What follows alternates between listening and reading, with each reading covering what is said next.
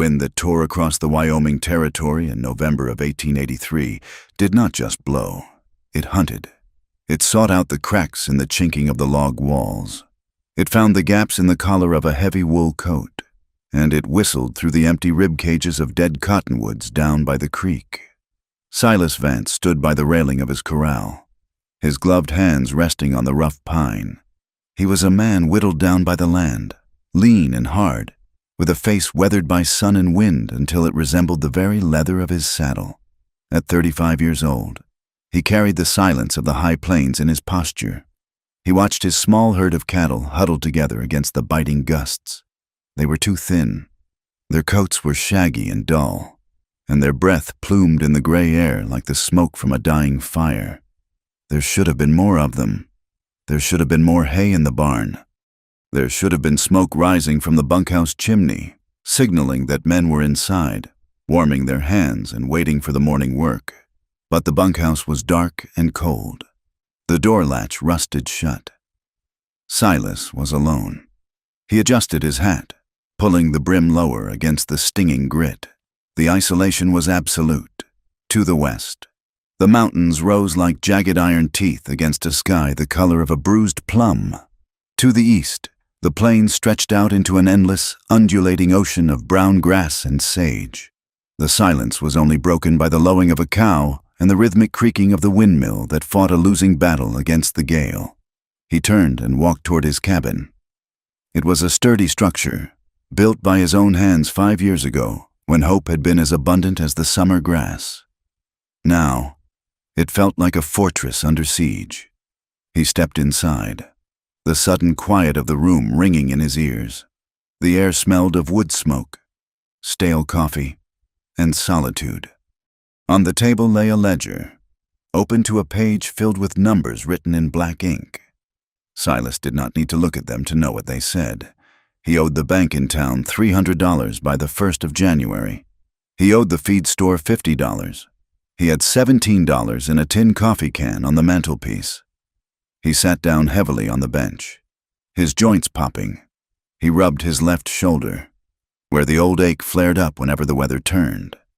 It was a souvenir from a chaotic skirmish in Virginia, nearly 20 years ago, when he had been a boy wearing a uniform that did not fit. He had seen men torn apart by grape shot and boys crying for their mothers in the mud. He had come west to forget the noise, to find a place where the only sound was the wind and the work.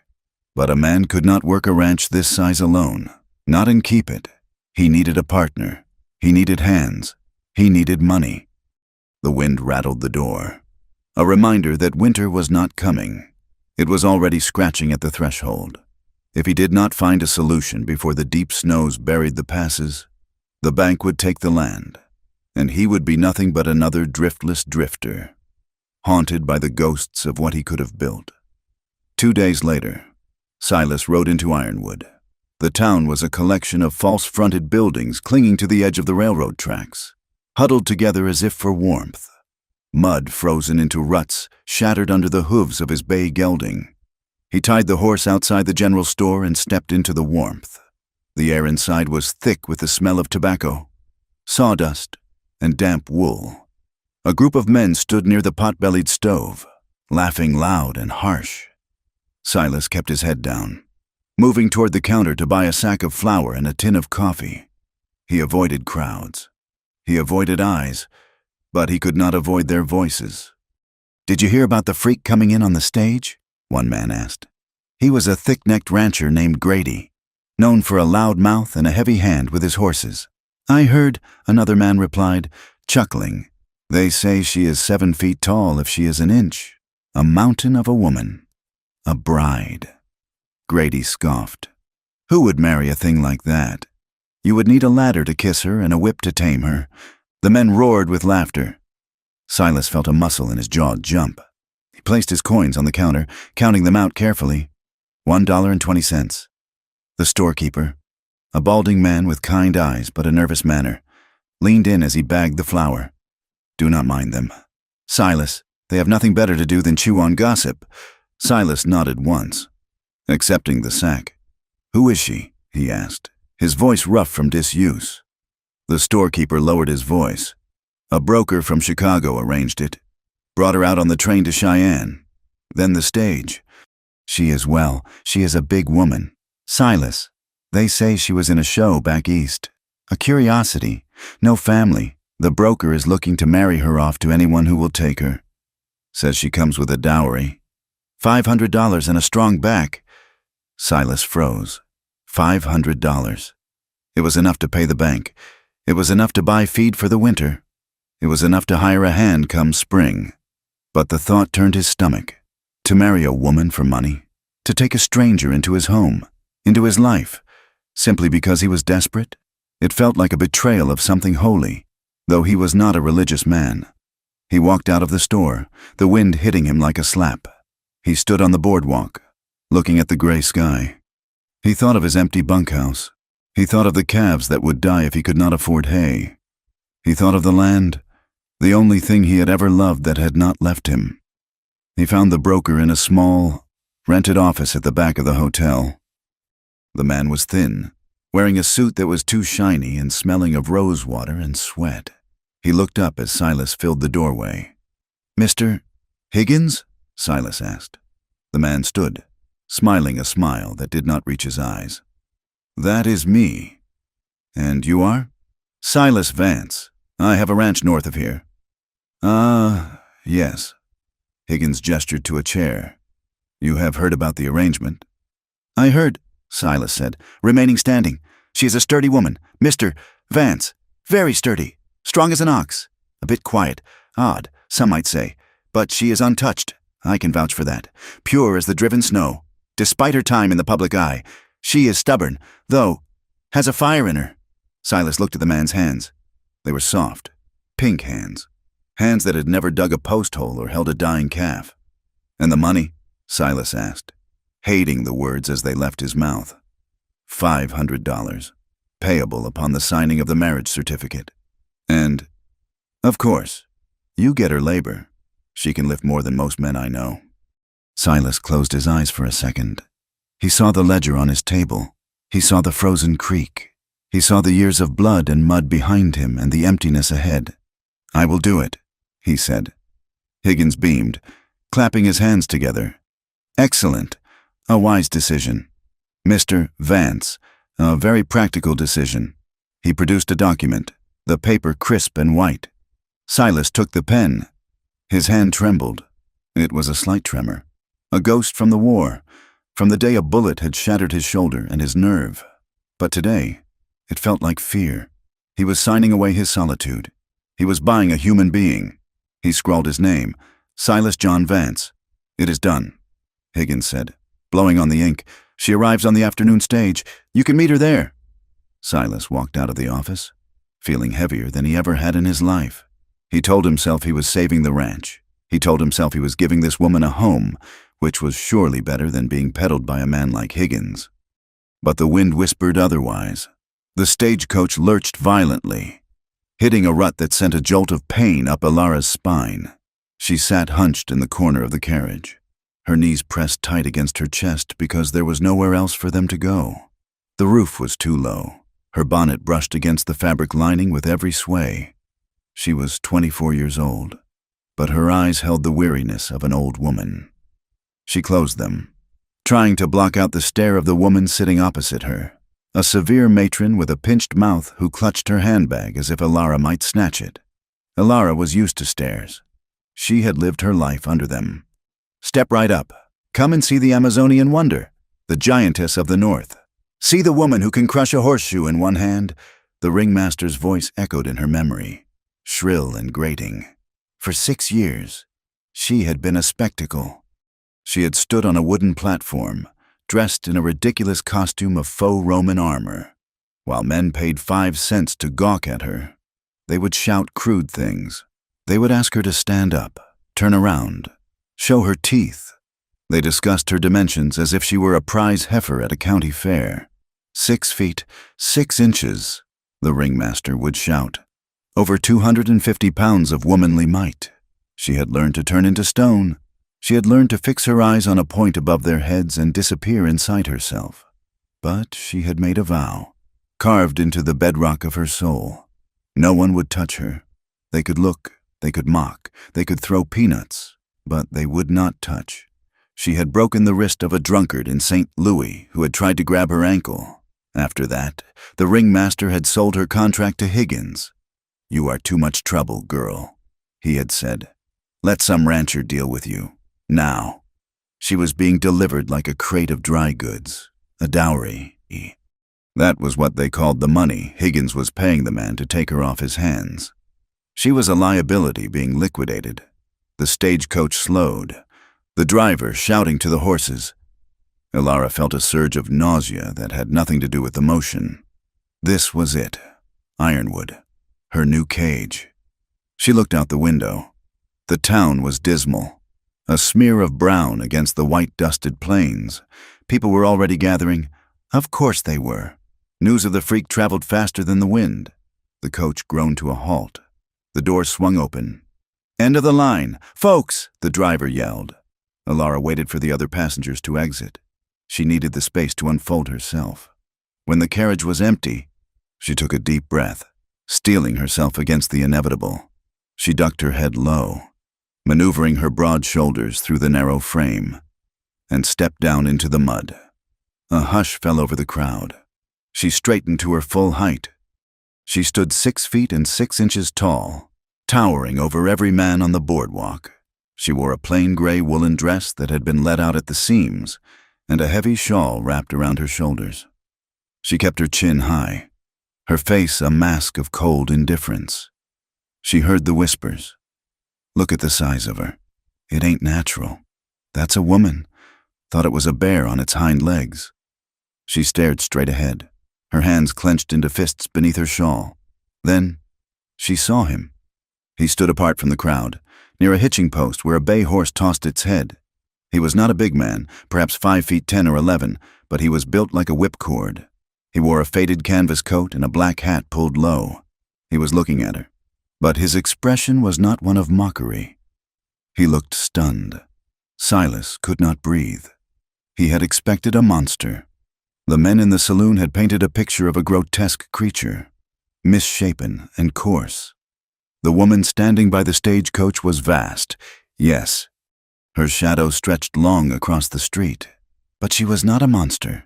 She was magnificent. Her hair, the color of dark walnut, was pulled back severely, but loose tendrils escaped to frame a face that was strong-boned and pale. Her eyes were dark, intelligent, and guarded by a fortress of walls so high he doubted anyone had ever climbed them. She carried herself not with the lumbering gait of a beast, but with a terrifying, silent dignity. She looked like a queen from a storybook who had lost her kingdom and was walking to the gallows.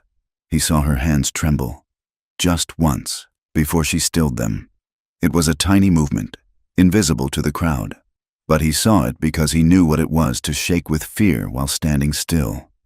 He pushed off the post and walked toward her. The crowd parted.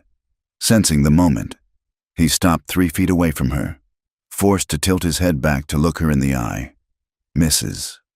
Vance?" he asked. His voice was quiet, barely carrying over the wind. She looked down at him. Her eyes assessed him, searching for the cruelty she expected. "I am Elara," she said. Her voice was surprisingly low, a rich alto that vibrated in the air. "I am Silas," he said. He took off his hat, the wind ruffling his brown hair. "The wagon is this way." He did not offer his arm. He sensed that she would not want to be touched. He simply turned and began to walk toward the wagon he had loaded with supplies. After a heartbeat, he heard the heavy, deliberate crunch of her boots following him. The ride to the ranch was a torture of silence. Elara sat on the bench seat beside him, her thigh pressing against the wooden side of the wagon to keep distance between them. The wagon was old and rattled violently over the frozen ruts. The sky began to darken, the gray deepening to a charcoal black. The temperature plummeted. "Are you cold?" Silas asked, looking straight ahead at the ears of the horses. "I am fine," she said. It was a lie. Her coat was too thin for this territory. "There is a blanket behind the seat." He said, "I said I am fine," she repeated, sharper this time. She would not accept charity. She would not show weakness. Silas nodded and said nothing more. Coyotes began to sing from the ridges, their yips and howls echoing like demented laughter. Elara flinched at the sound. "Just coyotes," Silas said softly. "They will not come close." She gripped her shawl tighter. It was not the animals she feared. It was the man beside her. He had not mocked her yet, but the night was young. She wondered what he expected for his $500. She wondered if she would have to fight him. She looked at his profile, the sharp nose, the stubble on his jaw, the tired lines around his eyes. He looked like a man who had forgotten how to smile. They arrived at the ranch in pitch darkness. The cabin was a small shadow against the vastness of the night. Silas halted the horses and jumped down. "Wait here," he said. He helped her down, though she ignored his outstretched hand and hopped down herself, the ground shaking slightly under her impact. He led her to the door and pushed it open. The cabin was warm, the embers in the stove still glowing. Silas lit a kerosene lantern, the golden light washing over the room. It was one room, a single, large room. Elara's eyes darted around. A cast-iron stove, a rough wooden table with 2 chairs, a wash basin, and in the corner, a bed, a proper bed with a quilt. In the far corner, near the door, was a pile of ropes and a thin mattress ticking. "Put your things anywhere," Silas said, closing the door against the wind. The silence rushed back in, suffocating. He gestured to the bed in the corner. "That is yours." Elara looked at him, confused. "And you?" "I will take the rope bed," he said. "I am used to rough sleeping." He moved to the stove, adding wood, his back to her. She watched him, wary. Was this a trick, a game to make her lower her guard? She took off her shawl and folded it precisely, placing it on the foot of the bed. She kept her coat on. She felt massive in this space. If she stretched out her arms, she felt she could touch both walls. She hunched her shoulders, trying to pull her rib cage in, trying to occupy less air. "I made a stew before I left," Silas said. "It should still be good." He ladled thick beef and potato stew into 2 tin bowls and set them on the table. He cut 2 hunks of bread. "Sit, please," he said. She sat. The chair creaked ominously under her weight. She flushed, waiting for the joke, waiting for him to say, "Careful, big girl. Do not break my furniture." Silas did not blink. He sat opposite her, bowed his head for a brief second, whether in prayer or exhaustion. She could not tell, and began to eat. They ate in silence. The only sounds were the scraping of spoons and the howling of the wind outside, which sounded like it was trying to claw the roof off. Elara ate quickly, her eyes fixed on her bowl. She was starving, but she was ashamed of her hunger, just as she was ashamed of her size. When the meal was done, Silas stood and gathered the bowls. "I will wash," he said. "You have had a long journey." Elara stood up. "I can work," she said. That was the deal. Silas paused, his hands in the soapy water. "Tomorrow," he said without turning. "Tomorrow there will be plenty of work. Rest now." She retreated to the corner. She turned her back to him to unbutton her dress, her fingers fumbling with the tiny buttons. She kept her undergarments on, a heavy shift and bloomers. She slid under the quilt, pulling it up to her chin. The bed was too short. Her feet hung off the end, exposing her ankles to the cold air. She curled her legs up, making herself a ball. Silas finished the dishes. He blew out the lantern, plunging the room into darkness save for the orange glow from the stove vents. She heard the rustle of his clothes as he undressed, the creak of the rope bed as he lay down. "Good night." "Elara," he said from the dark. She did not answer. She lay staring into the blackness, listening to the wind scream. She thought of the show. She thought of the cage wagon she used to travel in. This cabin was larger, yes, but it was still a cage, and she was still the animal inside it. She had traded the ringmaster for this silent, broken cowboy. She wondered when he would demand his money's worth. She wondered if she would have the strength to stop him. Across the room, Silas stared up at the invisible rafters. He could hear her breathing, slow, terrified breaths. He felt a crushing weight in his chest. He had done it. He had saved the land. But at what cost? He had brought a stranger into his sanctuary. He had bought a wife. He felt like the kind of man he used to despise, a man who used others for his own survival. He closed his eyes, but sleep did not come. Outside, the snow began to fall, burying the world in white, sealing them in together. The dawn broke not with light, but with a gradual graying of the dark, revealing a world locked in iron.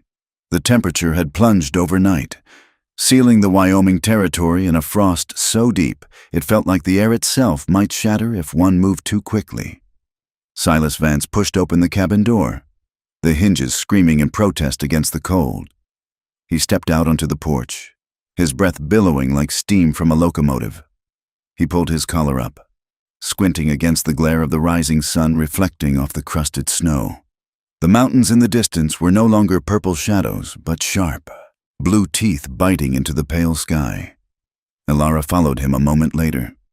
She wore a man's heavy coat he had found in an old trunk, the sleeves barely reaching her wrists, and a wool scarf wrapped high around her neck. She did not shiver.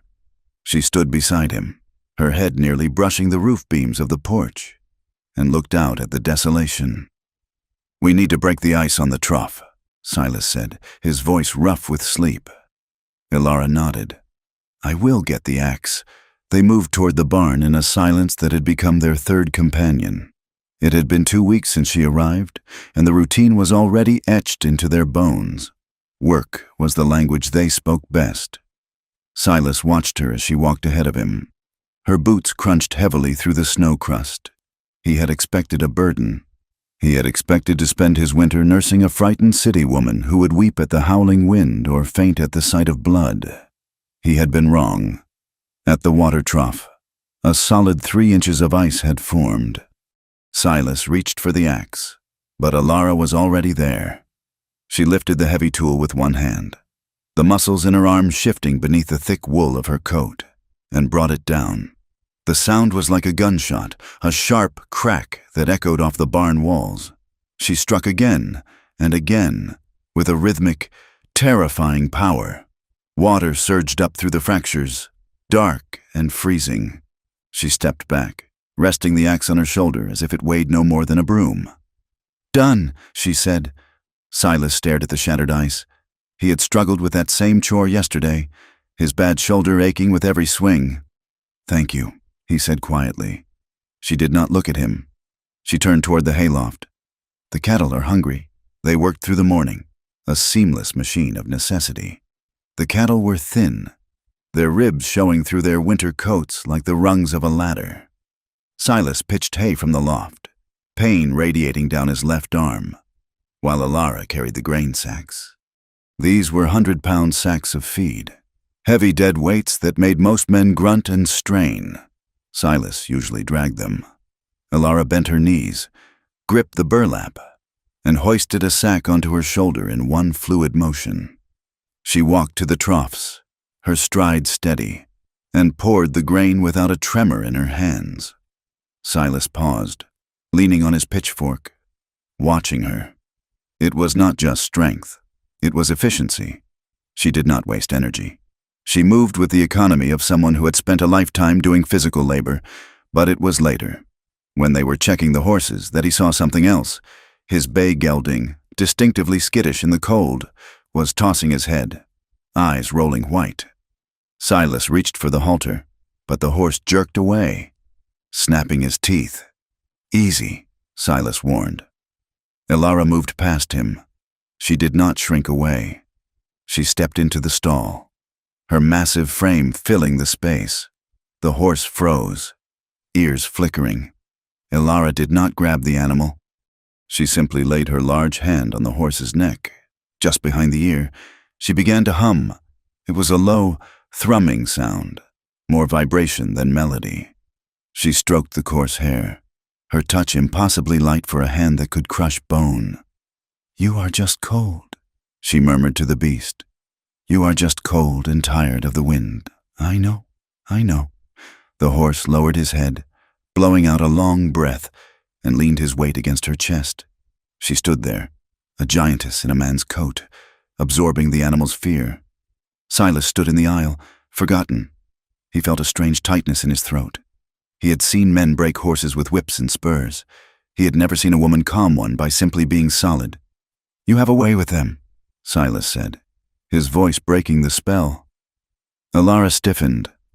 She pulled her hand away and stepped back, her shoulders curling inward as if she had been caught doing something forbidden. "I grew up around animals," she said defensively, moving toward the door.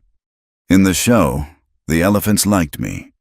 Silas followed her out into the blinding daylight. "It is more than that," he said. "You work harder than any hand I have ever hired, and you are gentler than any of them, too." Alara stopped. She looked down at him, her dark eyes wide with shock. She waited for the punchline. She waited for him to add, "For a freak," but he only adjusted his hat and pointed to the fence line. "That north section needs mending before the next snow." She watched him walk away. A warmth that had nothing to do with the sun bloomed in her chest. She crushed it down instantly. Hope was dangerous. Compliments were usually the bait for a trap. But as she picked up the coil of wire, she replayed his words in her mind, hoarding them like gold coins. The boundaries in the cabin were as tangible as the log walls. They lived in a space no larger than 20 feet by 20 feet, yet they maintained a distance of miles. Silas had rigged a blanket on a rope to partition off the corner where her bed stood. When she needed to change or wash, she would say, "Turn," and he would go outside or busy himself at the stove with his back fully turned. He never entered her space, not once. She slept in the bed with the quilt. He slept on the rope mattress in the corner, wrapped in rough wool. At night, the darkness was filled with the sounds of their separate existences, the rustle of straw, the shift of a body, the slow rhythm of breathing. They did not touch. When they passed tools to each other, they were careful to grip opposite ends. When they sat at the small table to eat, they kept their elbows tucked in. Both of them were acutely aware of the physics of their bodies. Alara felt her size like a sin. She tried to make herself small, hunching her spine, keeping her legs tucked under the chair. Silas felt his gaze like a weapon. He caught himself watching her, the curve of her neck, the power in her wrists, and would force his eyes to the floor, consumed by guilt, but slowly. The silence between them began to change texture. It shifted from the tense silence of strangers to the companionable silence of survivors. Small rituals formed like ice crystals on a window pane. At dawn, before the work began, Silas would brew coffee strong enough to strip paint. He would pour 2 tin cups and set hers on the table. They would stand there, drinking the scalding liquid, watching the gray light seep through the cracks in the shutters. "Ready?" he would ask. "Ready," she would answer. It was the only vow they had actually made to each other. In the evenings, if the wind died down, they would sit on the porch bench. The sunset over the mountains was a violent bruising of purple and crimson. They did not speak of the beauty. They just witnessed it. Alara would sit with her hands folded in her lap, massive and still. Silas would smoke a pipe, the smoke drifting up to mingle with the cold air. During the snow squalls that swept down from the peaks, they would take shelter against the leeward wall of the stable, standing shoulder to shoulder, not touching, but close enough to block the wind for one another. It was in these quiet moments that the ghosts began to show themselves. One afternoon, the crack of a rifle echoed from the ridge, a hunter tracking elk miles away. Silas was repairing a bridle. At the sound, he dropped the leather. His body went rigid, his eyes blowing wide and vacant. He was back in Virginia. He was back in the smoke. His breath came in short, ragged gasps, and his hand flew to the old wound on his shoulder. Alara saw it. She was holding the lantern. She did not speak. She did not touch him. She simply moved her large body between him and the door, blocking the view of the ridge, creating a wall of safety. "It is just a hunter. Silas," she said, her voice dropping to that low hum she used for the horses. "Just a hunter. We are here. We are safe." He blinked, the terror slowly draining from his face, replaced by a gray shame. He looked at her, seeing her solidity. "I know," he whispered. "I know." Days later, it was her turn. They were in the barn when the wind carried the sound of men laughing from the road, travelers passing by, shouting a joke to one another. Elara flinched as if she had been struck. She dropped the curry brush she was holding. She backed into the corner of the stall, her arms crossing over her chest, her eyes darting frantically to the door. Her breathing turned shallow and fast.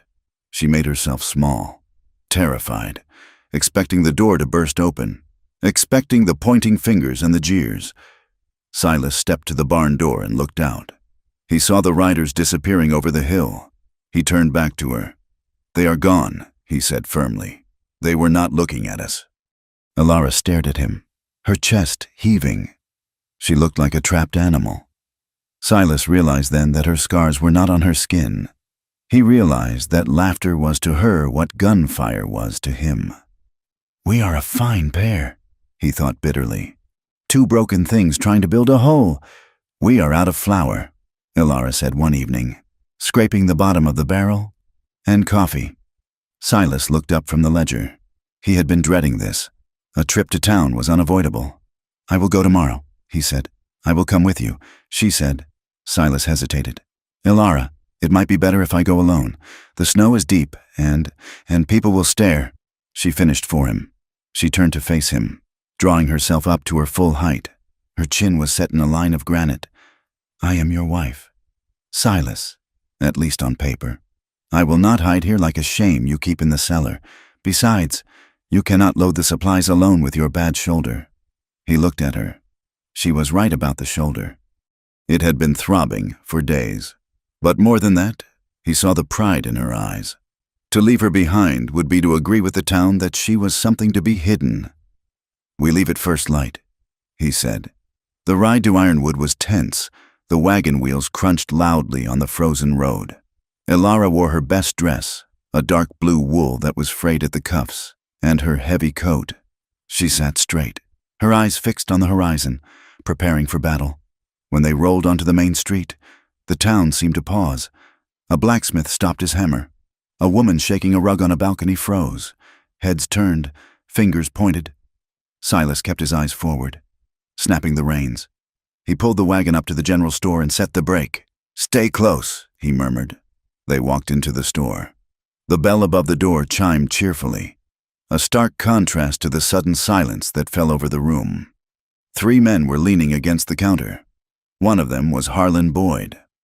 Harlan was a wealthy man by local standards, owning the largest herd in the valley. He was big, broad in the gut and heavy in the face, and he wore a fur-lined coat that smelled of money and arrogance. He had always looked down on Silas as a failure, a man who couldn't hold his own. "Well, look at this," Harlan said, his voice booming. "Silas Vance has come down from his hill, and he brought his livestock." The other men snickered. Silas felt his blood turn cold.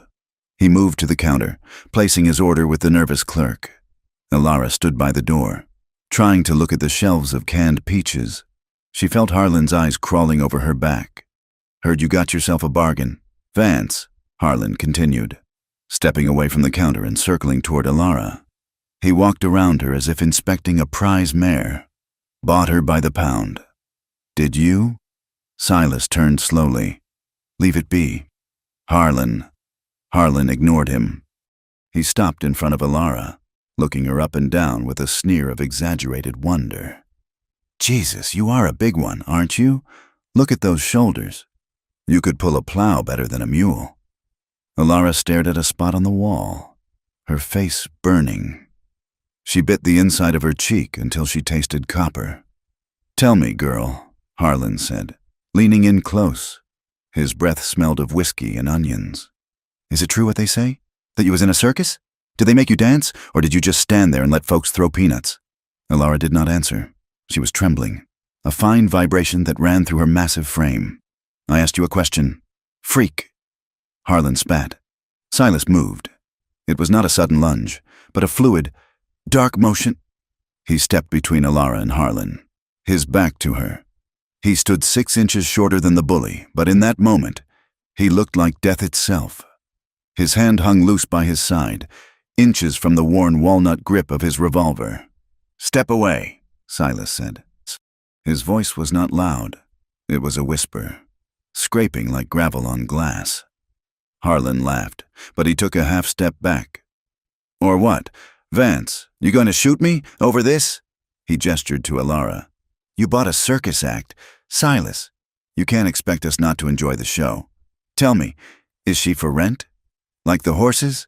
I got some fencing needs doing." The air in the store vanished. The clerk ducked behind the counter. Silas's eyes were black voids. "Do not speak of her again. Do not look at her. If you come near my land, or near my wife, I will put you in the ground." Harlan's face reddened. He bristled, his hand twitching toward his own gun belt. "You threatening me, pauper? The town doesn't need freaks, and it doesn't need failed soldiers protecting them." The tension pulled tight, a wire about to snap. Silas's fingers curled. He was ready. He could feel the old rhythm, the slide of metal, the explosion. "That is enough." The sheriff stood in the doorway. A double-barreled shotgun cracked open over his arm. He was an older man, tired of the winter and tired of Harlan Boyd. "Break it up," the sheriff ordered. "Harlan, get your business done and get out. Silas, take your wife and go home." Harlan sneered, spitting on the floorboards near Silas's boot. "This isn't over. Vance, you think you can bring a monster into this valley and we will just smile? Trouble is coming." He pushed past them, shouldering Alara as he went.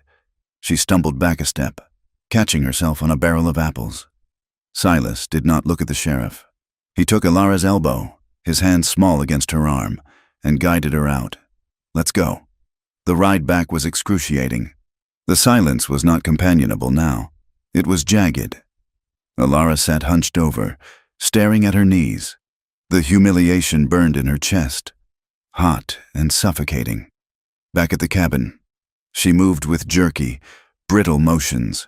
She slammed the flour sack onto the table. She began to unbutton her coat, her fingers fumbling. "Alara," Silas said gently. He reached out to touch her shoulder. "Do not," she snapped, pulling away.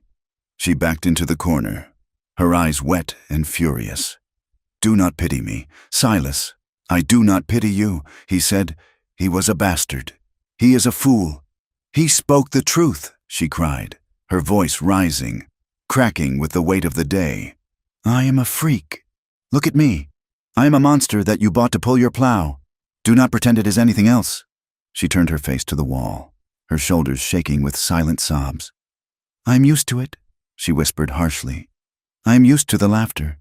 But do not try to be kind. It makes it worse. This is what I am." Silas stood in the center of the room, helpless. He wanted to tell her she was beautiful. He wanted to tell her that when he stood between her and Harlan, he wasn't protecting property. He was protecting his only reason to wake up in the morning. But the words stuck in his throat, blocked by his own shame. He had bought her. He had signed the paper. He retreated to the stove, his heart aching. Night fell, heavy and starless. The wind picked up again, rattling the shutters. They ate a cold supper without speaking. Silas lit the lantern and set it on the table. The golden light carved a small circle of warmth in the gloom. "Alara," he said softly. She was sitting on the edge of her bed, staring at her hands. They were large, capable hands, scarred from work. "Tell me," he said. "Tell me about before." She looked up, her eyes red-rimmed. "Why?" "Because I want to know you. Not what Harlan sees, not what the paper says. You—" She hesitated. The fire popped in the stove. "My mother died when I was born," she began, her voice a hollow monotone. "My father, he was a small man. He did not know what to do with a daughter who grew so fast. By the time I was 12, I was taller than him. He sold me to the show when I was 14. Silas felt a sick twist in his gut. 14, the ringmaster. He had a stick, she said, looking past Silas into the shadows. He taught me to walk heavy, to look fierce. He measured me every week. He would shout the numbers to the crowd. Look at the circumference of her wrist. Look at the span of her hand. She wrapped her arms around herself. They paid extra to come into the tent, to touch my arm, to measure me against themselves. They would laugh. Always the laughter. Some men wanted to see if I was big everywhere.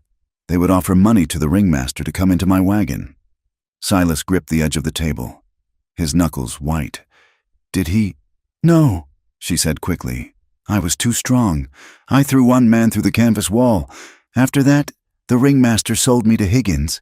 He said I was too much trouble if I wouldn't be useful. She looked at Silas then, her gaze piercing.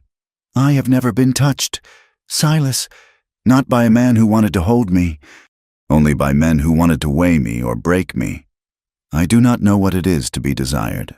The thought of it terrifies me, because I think if someone touched me, they would only feel a monster.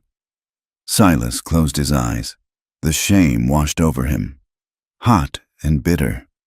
He had taken part in this. He had paid Higgins. He was the next link in the chain of men who had traded her. I am sorry, he whispered. I'm so sorry. Elara, she didn't answer. But in the days that followed, the air in the cabin shifted again. The raw honesty had cracked the walls between them. Desire began to seep in, subtle as groundwater. One morning, Silas was shaving by the wash basin. He had his shirt off, the scars on his shoulders silvery in the light. Elara was kneading dough at the table. She looked up and watched the razor glide over his throat. Her eyes lingered on the line of his jaw, the vulnerability of his exposed neck. When he rinsed the blade and turned, she looked down quickly, her face flushed. Another evening. Elara was sitting by the fire, braiding her long, dark hair. She swept the heavy mass over one shoulder, exposing the nape of her neck, pale and soft. Silas, mending a harness, found his hands stilling. He traced the curve of her neck with his eyes, imagining the weight of her hair, the warmth of her skin. He felt a sudden, sharp hunger that had nothing to do with food. He forced himself to look away, his heart hammering against his ribs. They were dancing on the edge of a cliff. The part ended on a Tuesday night. The wind had died, leaving a silence so profound it rang in the ears. They were standing by the stove. Elara had just poured the last of the coffee into his cup. As she pulled her hand back, her fingers brushed against his. It was a mistake, a clumsy accident of space, but neither of them pulled away. Her hand, large, calloused, warm, rested against his knuckles. Silas stopped breathing. The contact sent a shock through him that was almost painful. He looked at her hand, then up to her face. Elara was staring at him, her lips slightly parted, her eyes wide with a mixture of fear and wonder. She did not retreat. She did not hunch her shoulders. She stood tall, her hand lingering on his for 10 seconds. The world narrowed down to the point where their skin touched. The heat of the stove was nothing compared to the heat rising between them. Then, a log shifted in the firebox. A loud pop shattered the silence. Elara gasped and jerked her hand back as if burned. She turned away, grabbing a dish rag, scrubbing a spot on the table that was already clean. Silas stood there, his hand still tingling, staring at her back. He said nothing, but as he looked at her, he knew that he was no longer just a lonely man trying to save a ranch. He was a man falling in love with a giantess, and he was terrified that he would break her, or that she would break him. February arrived with a deceitful smile. The sun broke through the iron clouds for 3 days, melting the top layer of snow into a slurry of mud and hope, only to vanish behind a fresh wall of white. The temperature plummeted 20 degrees in an hour. The wind returned, screaming down from the bighorns with renewed malice, freezing the slush into jagged ruts that could break a horse's leg. On the Vance Ranch, the false spring brought death. The blizzard that followed was not the heavy, silent burying kind. It was a scouring. It drove ice crystals horizontally like birdshot. When the white curtain finally lifted, Silas found 6 of his heifers piled in a draw, frozen solid. They were huddled together, coated in rime, looking like statues carved from quartz. Silas stood over them, his scarf wrapped around his face, his gloved hands tucked into his armpits. He did not curse. He did not yell. He simply did the arithmetic in his head. 6 heifers. That was next year's breeding stock. That was the profit margin he needed to buy seed for the hay. The silence of the dead cattle was louder than the wind. He rode back to the cabin. His posture slumped. When he entered, Elara was at the stove, stirring a pot of beans. She looked at him, her dark eyes reading the set of his shoulders. "How many?" she asked. "6," Silas said. He sat at the table and pulled off his gloves. His fingers were white and waxy. Elara poured him a cup of coffee and set it down without a word. She knew better than to offer false comfort. The next day, a rider struggled up the track, a courier from the bank in Cheyenne, his horse steaming in the cold. He handed Silas a packet of letters, accepted a cup of hot coffee, and left as quickly as he could to beat the sun down. Silas sat by the window, the gray light falling on the paper. One envelope stood out. It was heavy, cream-colored paper, smelling faintly of the city. The return address was Higgins Associates, Chicago. Silas broke the seal. As he read, his face went ashen. "Dear Mr. Vance, due to unforeseen market adjustments and the rising costs of transportation, the initial dowry agreement has been reviewed. The remaining balance of the arrangement fee, $200, is due immediately. Furthermore, I have received inquiries from a traveling exhibition in San Francisco regarding the acquisition of unique specimens. Should you be unable to fulfill the financial terms of our contract, I reserve the right to reclaim the collateral involved in the transaction. Sincerely, A. Higgins, Collateral." Silas crushed the letter in his fist. His heart hammered against his ribs. $200. He did not have 20, and the threat was clear. Higgins was not just asking for money. He was threatening to take Elara back, to sell her to a sideshow in California. Silas looked up. Elara was across the room, mending a tear in his spare shirt. She had paused, her needle hovering. She had heard the crinkle of the paper. She had seen his hand tremble. "Bad news?" she asked, her voice tight. Silas shoved the letter into his pocket. "Just bank business," he said. "Nothing for you to worry about." Elara's eyes narrowed. She had ears sharp enough to hear a coyote on the ridge. She could hear the lie in his voice. "You look pale. Silas, is it the loan?" "I said it is handled," he snapped.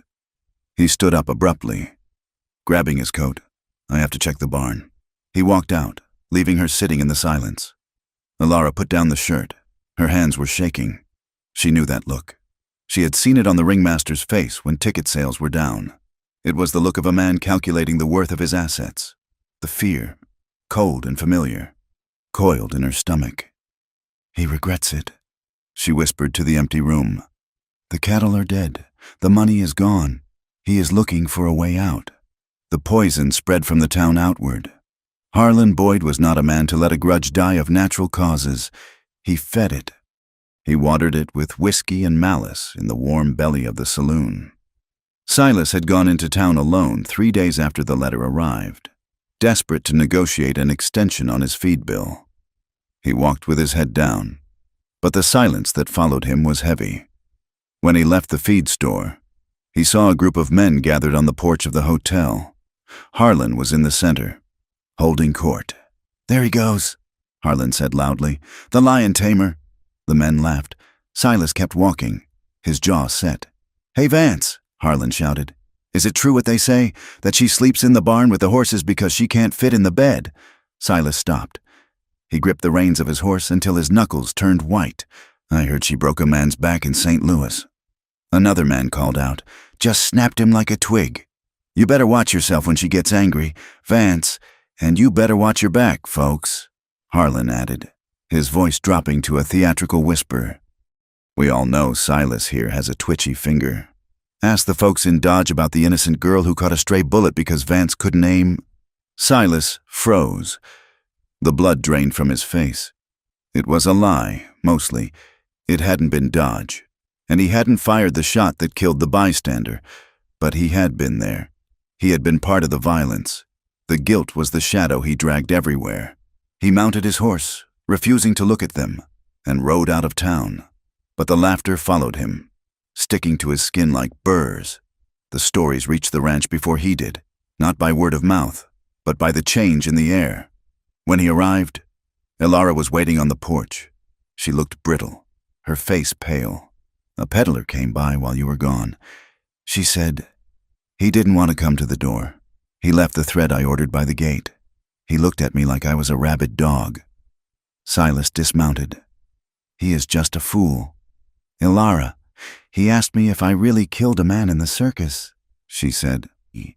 She looked at him, her eyes searching his face.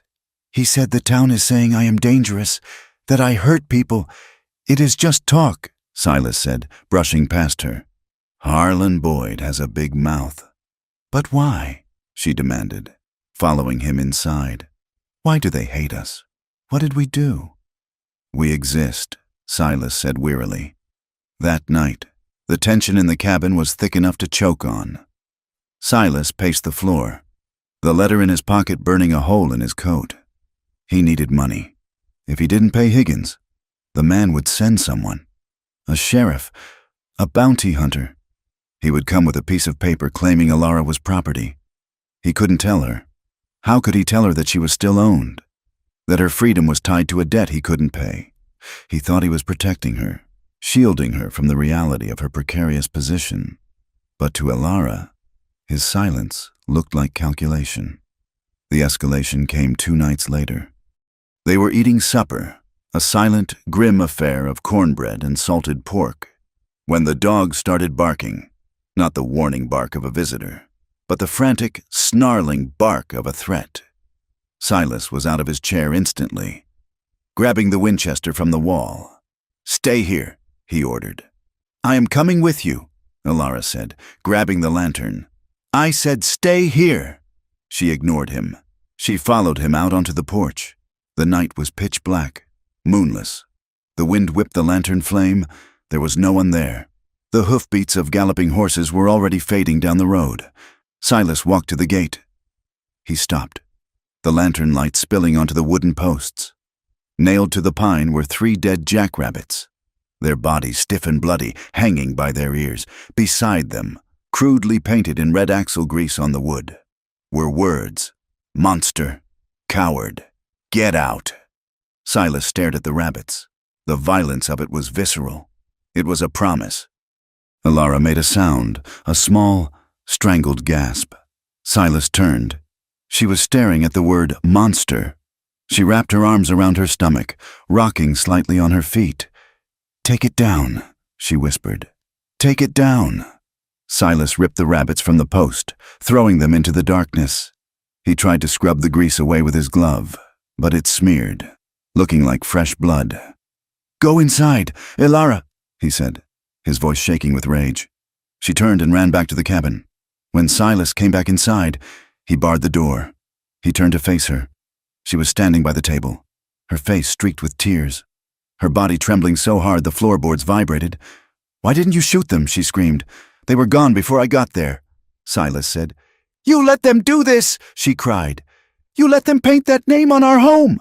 I cannot stop the wind, Elara, and I cannot stop men like Harlan from being vicious. You are hiding things!" she accused, stepping toward him. She towered over him, her grief making her look formidable. "You hide the letters. You hide the bills. You hide your past. Harlan shouted things in town about a killing, about you killing a girl. Is it true?" Silas flinched. "It was an accident," he said through gritted teeth. "Years ago. I never meant for it to happen. But you never told me. Just like you never told me we are broke. Just like you never told me that broker is writing to you. I am trying to handle it," Silas yelled, his controls snapping. "I am trying to keep this ranch afloat. I am trying to keep a roof over your head. I don't need a roof. I need the truth. Are you sending me away? Is that what the letter said? Are you selling me back?" "No!" Silas shouted. "I am trying to pay him so he doesn't come for you." "Pay him?" Elara froze. "Pay him what?" Silas raked a hand through his hair, pacing frantically. "Higgins wants more money. He says the contract has changed. He called you. He stopped." The room went dead silent. "He called me what?" Elara asked. Her voice was very quiet. Silas looked at her. He saw the trap he had walked into. He saw the hurt in her eyes, deep and old. "He called you merchandise," Silas whispered. "He said if I don't pay another $200, he will reclaim the collateral." Elara stood still. She looked as if he had struck her across the face with a whip. "Merchandise," she repeated. "It is just words. Elara, lawyer words. No," she said, "it is what I am. To him and to you. That is not true." Silas stepped forward, reaching for her hand. She snatched it away. "Don't," she hissed. "You bought me. Silas, you paid $500. Now you have to pay $200 more. I'm just a bad investment. A piece of farm equipment that eats too much and brings trouble." "Elara, stop. I bet you wish you could return me," she said, her voice breaking. "I bet you look at that letter and wish you had never signed that paper. You are ashamed of me. You hide me away. You don't touch me. You don't even look at me when you think I can see." "I look at you," Silas cried. "I look at you every day. You look at a freak," she screamed. The word hung in the air. Silas stared at her, breathing hard. He saw the walls she had built slamming back into place. He saw the lonely, terrified girl hiding inside the giant body. "I look at my wife," he said softly. But she was gone. She turned her back on him, walking to the dark corner of the room. She sat on her bed, pulling her knees up, turning her face to the wall. "Leave me alone," she said. "Just leave me alone." Silas stood there, his heart bleeding. He wanted to go to her. He wanted to explain that he didn't touch her because he was afraid of terrifying her. Not because she was a freak, but the distance between them felt uncrossable. He sat down at the table and put his head in his hands. He must have dozed off, exhausted by the adrenaline and the grief.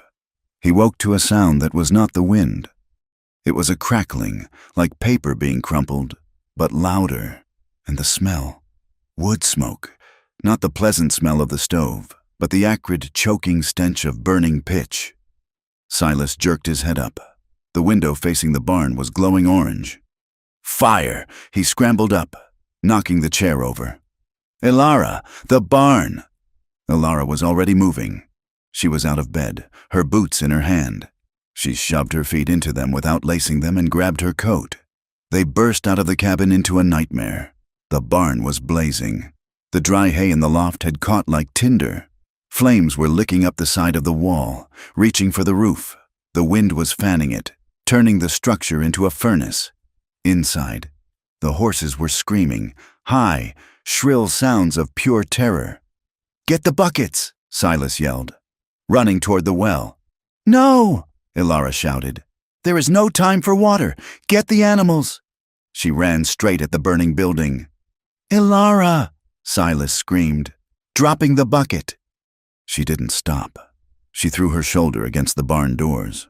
They were barred from the outside. Someone had jammed a piece of wood into the latch. Arson. It was undeniable.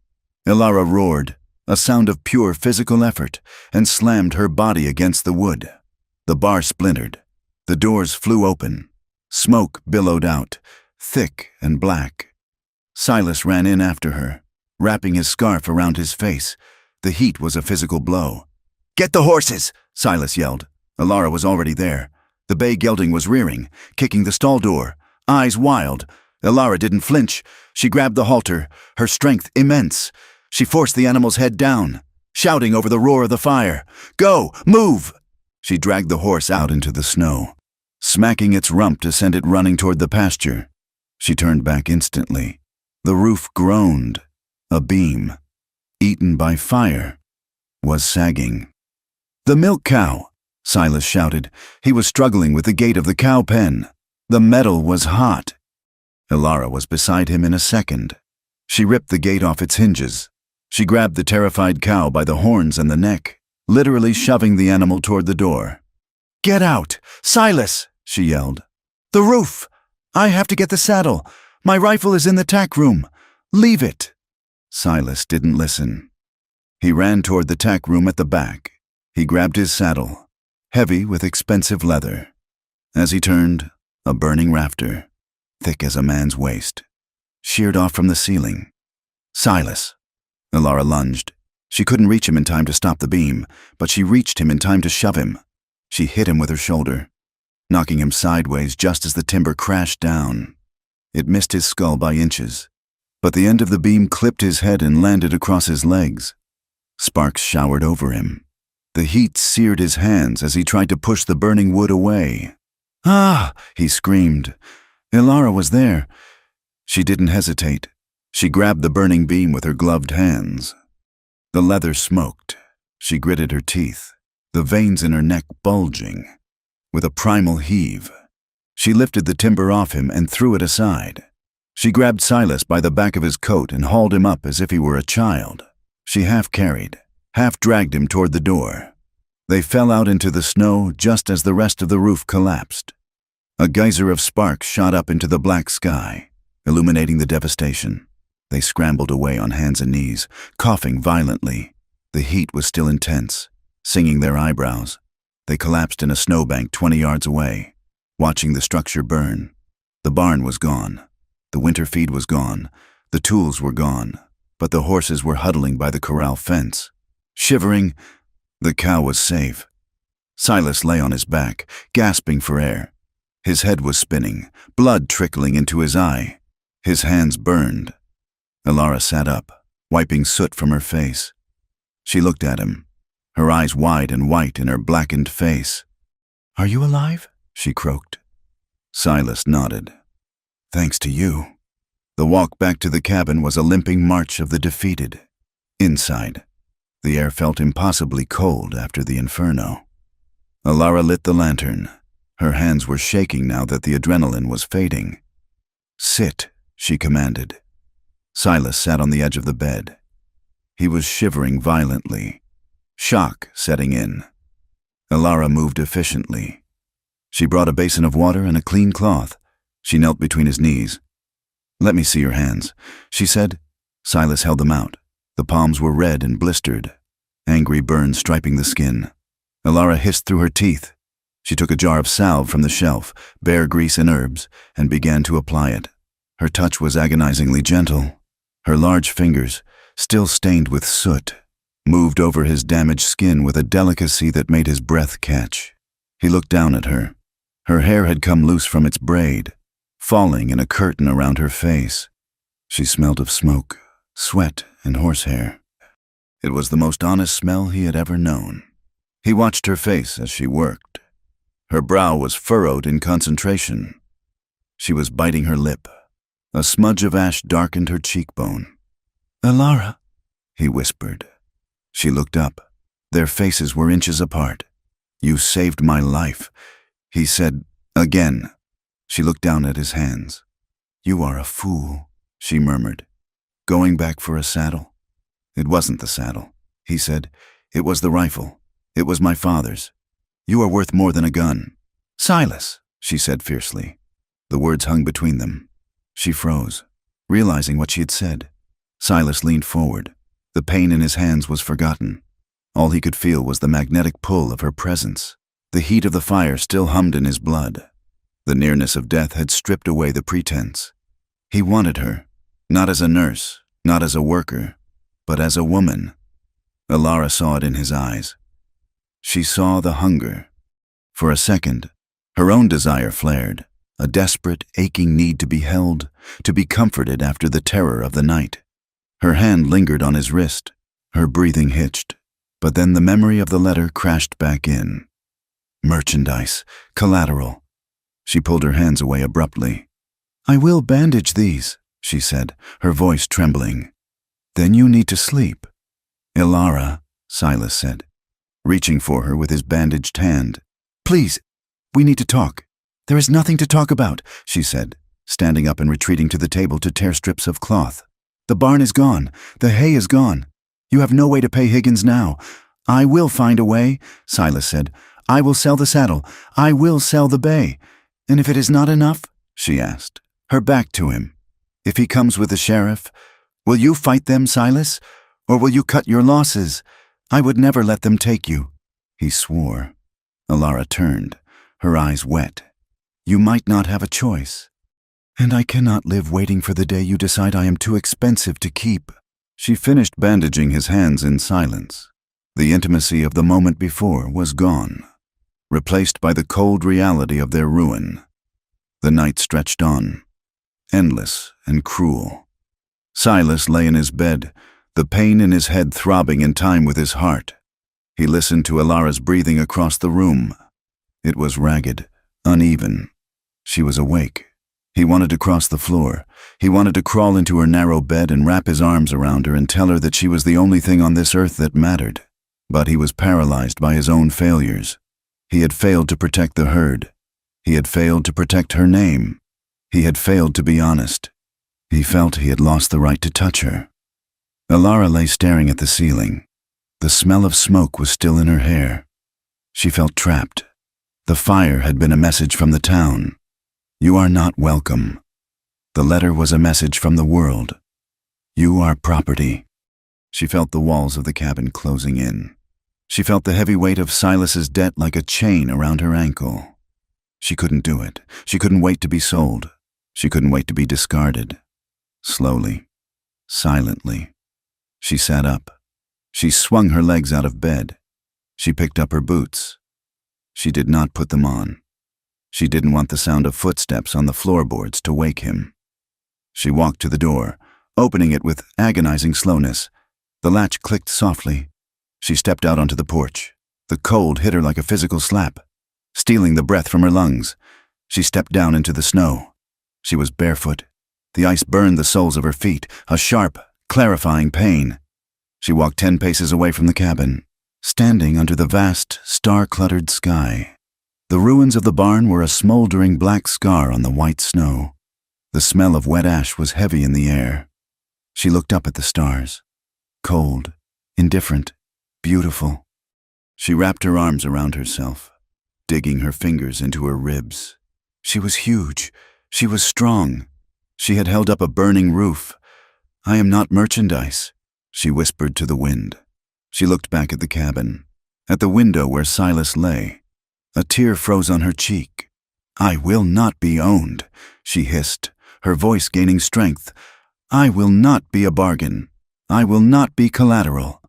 She shivered violently, her feet numb in the snow. If he cannot see me, if he cannot keep me safe, then I will go. She looked toward the mountains, toward the wild, empty country where no one knew her name. I will walk until my feet bleed, she promised herself. But I will never let a man sign a paper for my life again.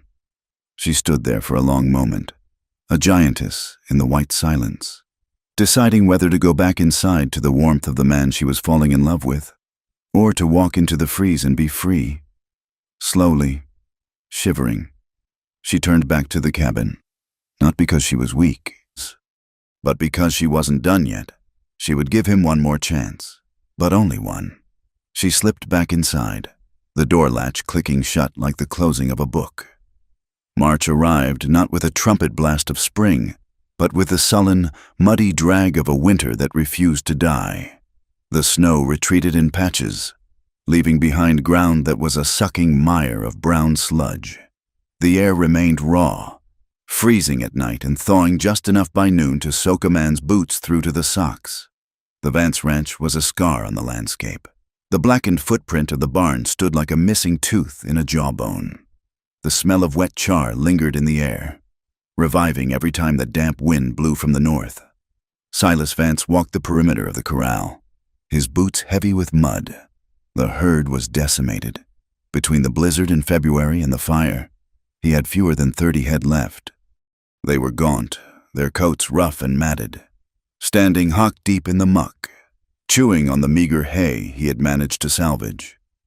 Yet, in the corner of the small pen they had hastily reinforced, a calf stood. It had been born in the chaos of the fire's aftermath, dropped into the snow by a terrified heifer. By all rights, it should have frozen. By all rights, the coyotes should have dragged it off, but it stood there now, a white-faced Hereford with wobbly legs and a stubborn will to live, nursing aggressively. Silas leaned on the rail, watching the calf butt its head against its mother's flank. It was a small thing, a fragile thing, but it was alive. He felt a presence beside him. He did not need to turn to know it was Alara. She moved with a quiet heaviness that he had come to recognize by the vibration in the ground. He is strong, she said. Her voice was rough from the morning cold. "He is a fighter," Silas agreed. Like his mother. Ilara rested her arms on the top rail. She wore a man's canvas coat that Silas had traded for in town, the only thing he could find that fit her shoulders, and her hair was tied back with a strip of leather. She looked out at the ruins of the barn. "We need a shelter," she said. "The spring rains will come soon. If they stay out in the wet, the rot will take their hooves." "I know," Silas said. He rubbed his face, feeling the grit of stubble. "But we have no lumber, and no money to buy it. I saw cottonwoods down by the creek," she said, "fallen ones. And there are beams in the burn pile that are only charred on the outside. We can scrape them." Silas looked at her. Her face was set in that determined line he was beginning to know well. She was not asking for permission. She was stating a plan. "It will be hard work," he said. "I am not afraid of work." "Silas," before he could argue. The sound of a wagon rattling over the hard-packed mud of the road drew their attention. A buckboard was coming up the track, pulled by two sturdy mules. The driver was a figure wrapped in a buffalo coat, wearing a hat that had seen better decades. It was Widow Gable. Martha Gable ran the spread to the east. She was 60 years old, buried 2 husbands, and was rumored to have shot a rustler from 300 yards away with a Sharps rifle. She pulled the mules to a halt and spat a stream of tobacco juice into the snow. "Morning, Silas," she called out. Her voice sounded like gravel grinding in a churn. "Morning, Martha," Silas said, stepping away from the fence. Martha's sharp blue eyes shifted to Ilara. She looked the younger woman up and down, not with the sneer of the townspeople, but with the appraising eye of a horse trader. "So this is her," Martha said. "The one Harlan Boyd won't shut his mouth about." "I am Ilara," she said, standing tall. Martha nodded. "You are a big one. Good. This country eats the small ones." She gestured with her thumb to the bed of her wagon. It was loaded with rough-sawn planks and several heavy posts. "I had this timber sitting in my shed," Martha said. "It is taking up space. My hired hand is too lazy to move it, and I am too old. Figured you might have a use for it, seeing as your barn decided to become a bonfire." Silas stared at the wood. It was easily $50 worth of lumber. "Martha, I cannot pay you," Silas said, his pride stiffening his spine. "Did I ask for payment?" she snapped. "I said it is taking up space. You take it. You are doing me a favor. Besides, I need someone to come over and shoe my mare next week. You still know how to swing a hammer, don't you?" Silas swallowed the lump in his throat. "I do. Then we are square. Get this wood out of my wagon. I have coffee to drink. For the next 2 weeks, they did not try to recreate the great barn that had burned. They built a low, 3-sided shelter, a pole barn backed against the wind, sturdy and functional. It was brutal labor. The ground was half frozen, resisting the spade. The logs were heavy and slick with melting ice, but they worked with a rhythm that had become almost telepathic. Silas saw a side of Ilara that went beyond simple strength. He saw her leverage. She knew exactly where to place a fulcrum to move a rock he couldn't budge. She knew how to notch a log so it locked tight. One afternoon, they were hoisting the main crossbeam. It was a massive timber, scavenged from a fallen cottonwood, green and heavy with sap. Silas struggled with his end, his boots slipping in the mud, his bad shoulders screaming in protest. "Wait," Ilara commanded. She moved to the center of the beam. She squatted low, getting her shoulder under the wood.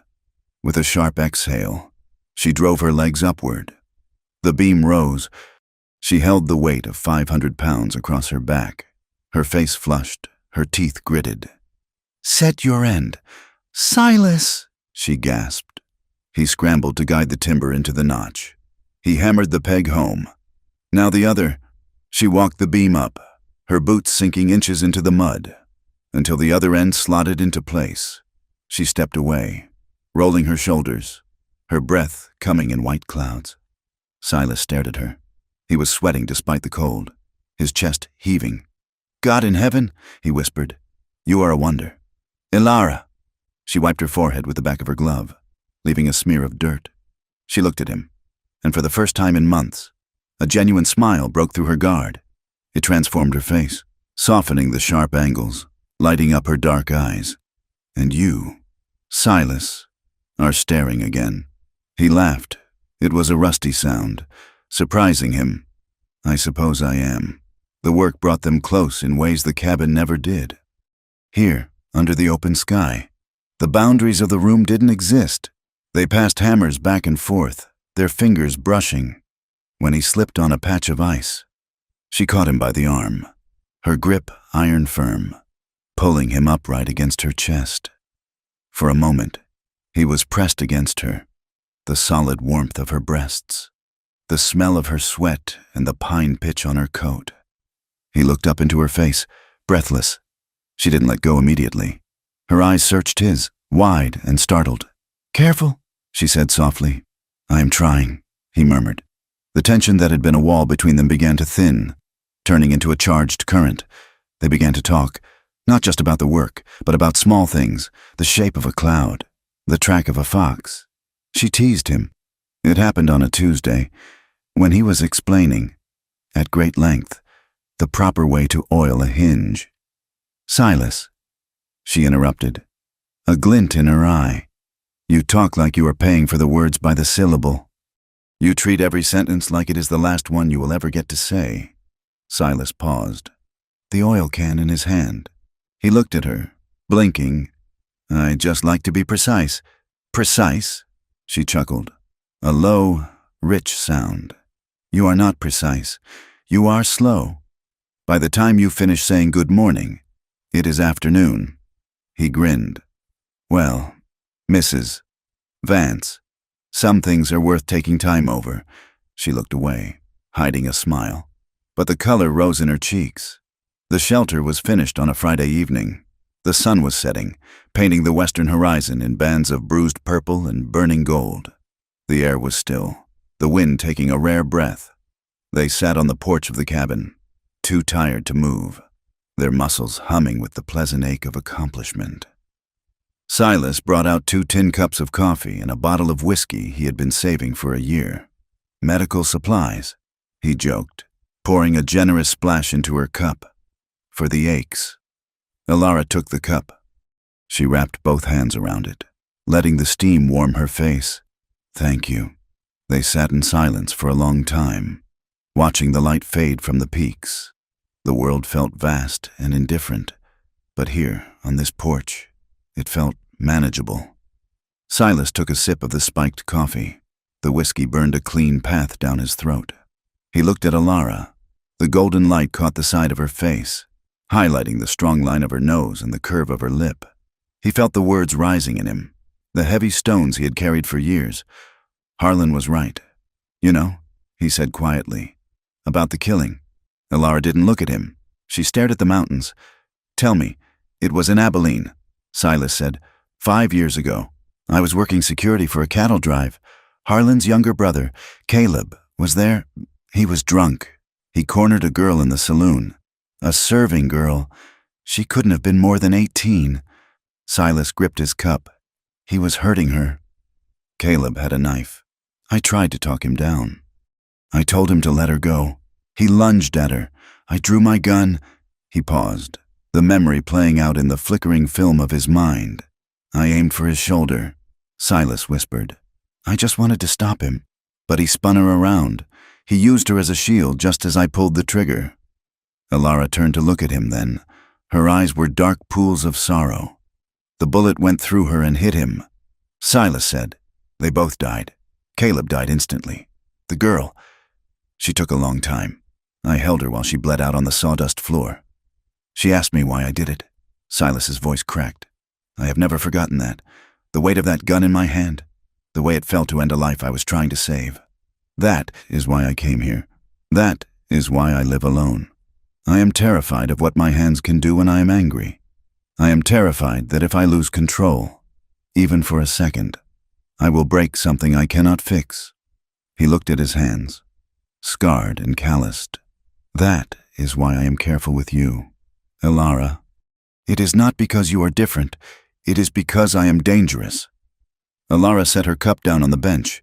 She turned her body toward him. You are not dangerous. Silas, she said firmly. You are wounded. There is a difference." She took a breath, her chest rising under the heavy coat. "The ringmaster," she began, her voice barely a whisper. "His name was Mr. Thorne. He didn't just measure me. He owned me. He told me that a freak like me should be grateful for a roof. He said no man would ever want me for a wife, so I had to be useful in other ways." She picked at a splinter on the bench. "He would bring men to my wagon after the show. Rich men. They didn't want to sleep with me. They wanted to see. They wanted me to undress. They wanted to touch me to see if my skin was hard like an elephant's." Silas felt a murderous rage boil in his gut, hot and white. "Thorne told me if I didn't smile, if I didn't let them look, he would sell me to a brothel in New Orleans that specialized in oddities. He said they would chain me to a bed, so I let them look. I let them whisper filthy things in my ears. I stood there like a statue while they touched my arms and my legs." She looked up at Silas, tears standing in her eyes. "I am a virgin, Silas, but not because I am pure, because I fought, because every time a man reached for me, I saw Thorne's face, I saw the cage, I learned that being touched means being used. It means being meat." She trembled, a tear spilling over. "That is why I pull away. Not because I do not want you, but because my body remembers the fear, even when my heart does not." Silas reached out. He moved slowly, telegraphing every inch of his intent. He laid his hand on her cheek. His palm was rough, warm, and trembling slightly. Elara froze, her breath hitching. She squeezed her eyes shut, waiting for the grab, the pinch, the cruelty. But Silas just held her face. He used his thumb to wipe away the tear. "I am not Thorne," he whispered, "and I am not a customer. You are not meat. Elara, you are the fire that kept me warm this winter. You are the strength that held up the roof." She opened her eyes. They were inches apart, the smell of whiskey and coffee and wood smoke wrapped around them. He looked at her mouth. The desire that had been simmering all winter surged up, undeniable and heavy. He wanted to kiss her. He wanted to pull her into him and never let go, but he stopped. "I will not take." "Elara," he said, his voice husky, "I will never take. If you want this, if you want me, you have to tell me. I will not touch you past this point unless you ask." Elara looked at him. She saw the restraint in his jaw. She saw the love in his eyes, not pity, not fascination, but love.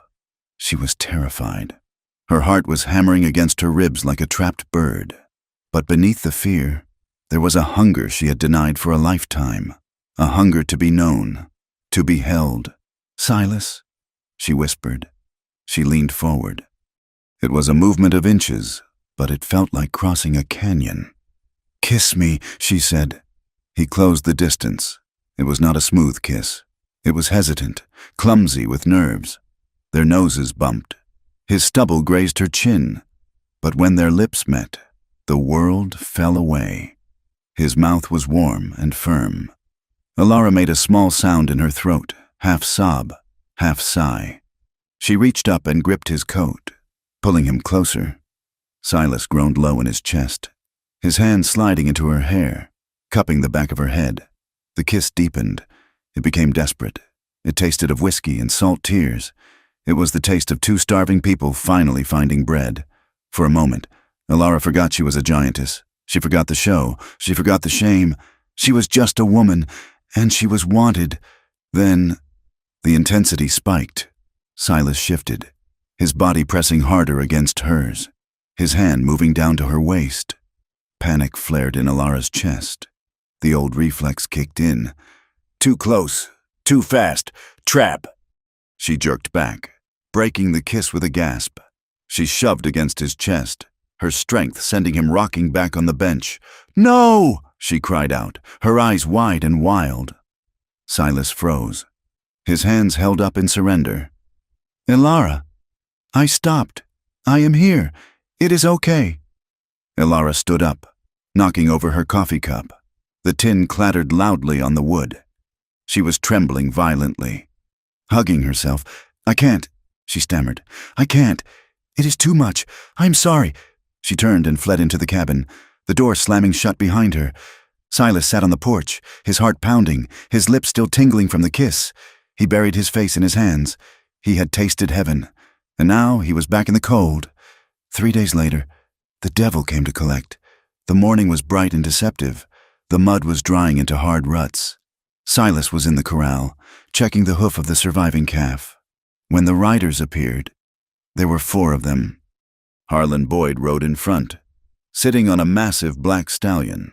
Behind him was the sheriff, looking unhappy, and 2 men in suits who looked like they belonged in a bank, not a barnyard. Silas dropped the calf's leg and walked to the gate. He wiped his hands on his pants, his face hardening into stone. Ilara came out of the cabin. She stood on the porch, wiping her hands on her apron. She saw Harlan and went still. "Morning. Vance," Harlan called out. He didn't smile. This was business. "What do you want?" "Harlan?" Silas asked. "I'm here to facilitate a transaction," Harlan said. He gestured to the men in suits.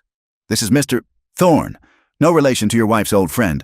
I assume from the Laramie Bank. And this is his associate." The man named Thorne stepped down from his horse. He held a sheaf of papers. "Mr. Vance," he said, his voice dry as dust. "We hold the note on your mortgage. We also purchased the outstanding debt from a Mr. Higgins in Chicago regarding a personal loan." Silas felt the blood drain from his head. "You bought the note?" "We did," the banker said.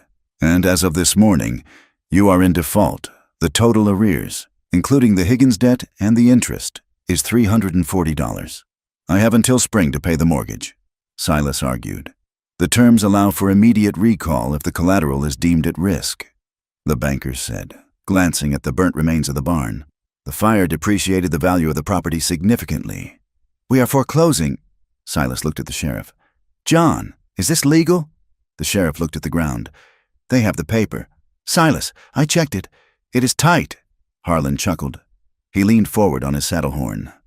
"Now, there is an alternative." Silas looked at him. "What alternative?"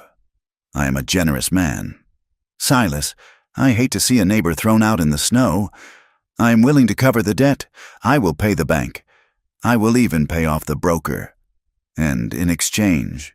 Silas asked, his voice low. "In exchange, I take the land," Harlan said. "You can stay on as a tenant. You can work the herd, but the deed comes to me." Silas's jaw tightened. "And what else?" Harlan's eyes flicked to the porch. "To Ilara and her," he said.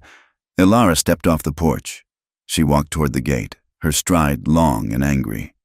"What did you say?" she demanded. Harlan smiled. "A wet, ugly thing. I need a housekeeper. Darlin', my place is big, lots of heavy lifting. You can work off the interest. You come live at my ranch. You cook, you clean, you entertain." Silas moved. He reached for the pistol at his hip. "Don't!" the sheriff barked, leveling his shotgun. "Don't do it! Silas, there are 4 of us." Silas froze, his hand hovering. He was shaking with rage. "You son of a bitch! It is a business offer." "Vance," Harlan said, "take it or leave it. If you refuse, the bank takes the land today. You are out, both of you, with nothing but the clothes on your backs." Ilara walked up to the fence. She looked Harlan in the eye. She was taller than him, even with him on the horse. "I would rather freeze in a ditch," she said, her voice clear and cold as ice. Harlan's smile vanished. "Have it your way, freak." He turned to the banker. "Serve the papers." The banker stepped forward and thrust the document at Silas. "You have 24 hours to vacate, Mr. Vance, or pay the full amount." They turned their horses and rode away. Harlan looked back once, his eyes promising retribution. The silence they left behind was deafening. Silas stood holding the paper. $340. It might as well have been $1 million. He looked at Ilara. She was staring at the retreating riders, her face pale. "He wants to separate us," she whispered. "He wants to own me. He will never have you." Silas vowed, "I will burn this ranch to the ground before I let him touch you. But we have no money." "Silas!" She turned to him, panic rising in her voice. "We have nothing." "I have the saddle," Silas said frantically. "I have the rifle. I have the team." "It is not enough. I will go to town," Silas said. "I will talk to the mayor." I will talk to the other ranchers. Martha Gable might lend me the money. Martha doesn't have that kind of cash. Ilara said, I have to try, Silas yelled. He was desperate. He ran to the corral and began to saddle the bay. Ilara watched him. She felt a cold resolve settling in her gut. He was going to beg. He was going to debase himself, and it wouldn't work. Harlan had the town in his pocket. She looked at the sky. To the west, over the mountains, a wall of darkness was building. Clouds the color of bruised iron were piling up, blotting out the sun. The wind was picking up, carrying the scent of ozone and ice. A spring blizzard. The Widowmaker. Silas, look at the sky, she said. A storm is coming. I can make it to town and back before it hits, Silas said, cinching the girth tight. It is suicide. It is our only chance. Silas swung into the saddle. He looked down at her. His eyes were wild, desperate. I will be back, Ilara. I promise. I will fix this. He spurred the horse and galloped out of the yard, mud flying from the hooves. Ilara stood alone in the yard. She watched him disappear over the rise. She looked at the looming storm. The temperature was dropping fast. The wind whipped her hair across her face. She felt the dread uncoil in her stomach, heavy and cold. He wasn't coming back with money. He was riding into a trap. Harlan wouldn't let him just walk into town and find a savior. She looked at the empty horizon. She looked at the paper Silas had dropped in the mud. Old habits whispered in her ear. You are the problem. You are the burden. If you weren't here, he wouldn't be in this debt. She began to pace the yard, the wind tearing at her coat. The first flakes of snow began to fall, swirling in the gray air. Something terrible was about to break. She could feel it in her bones, deeper than the cold. She wrapped her arms around herself, staring into the gathering dark, waiting for the first blow. The storm did not arrive like a weather system. It arrived like a judgment. At 2 p.m, the sky turned the color of a bruised plum, heavy and suffocating. By 3, the wind began to scream, a high, thin shriek that vibrated in the teeth. By 4, the world was gone. The blizzard erased the landscape, the corral fence, the ruins of the barn, the distant line of cottonwoods. All of it vanished behind a curtain of driving white that moved horizontally, slashing at the cabin walls like buckshot. The temperature dropped so fast the logs of the cabin popped and groaned, shrinking in the sudden freeze. Ilara paced the length of the small room. 4 steps one way, 4 steps back. She stopped at the window, scraping a circle in the frost that had already formed on the inside of the glass. She saw nothing but a swirling gray void. Silas had been gone for 6 hours. He should have been back. The ride to town was 2 hours in good weather. Even if he had stayed to plead with the mayor, even if he had stopped to warm his hands at the livery, he should have been back before the whiteout hit. Anxiety was a cold stone in her stomach. She fed the stove, the wood clattering loudly in the silence. She imagined him on the road. She imagined the bay horse stumbling in a drift. She imagined Harlan Boyd's smile. The light faded from gray to a suffocating black. The wind howled down the chimney, blowing smoke back into the room. He is not coming, the voice in her head whispered. The voice sounded like the ringmaster. He has left you, or he is dead. Ilara grabbed her coat. It was the heavy canvas one Silas had traded for, smelling of him and tobacco. She pulled it on, buttoning it to her chin. She wrapped a thick wool scarf around her head, covering her ears and nose. She shoved her hands into leather gloves. She did not think about the danger. She did not think about the fact that men died 10 feet from their doors in storms like this.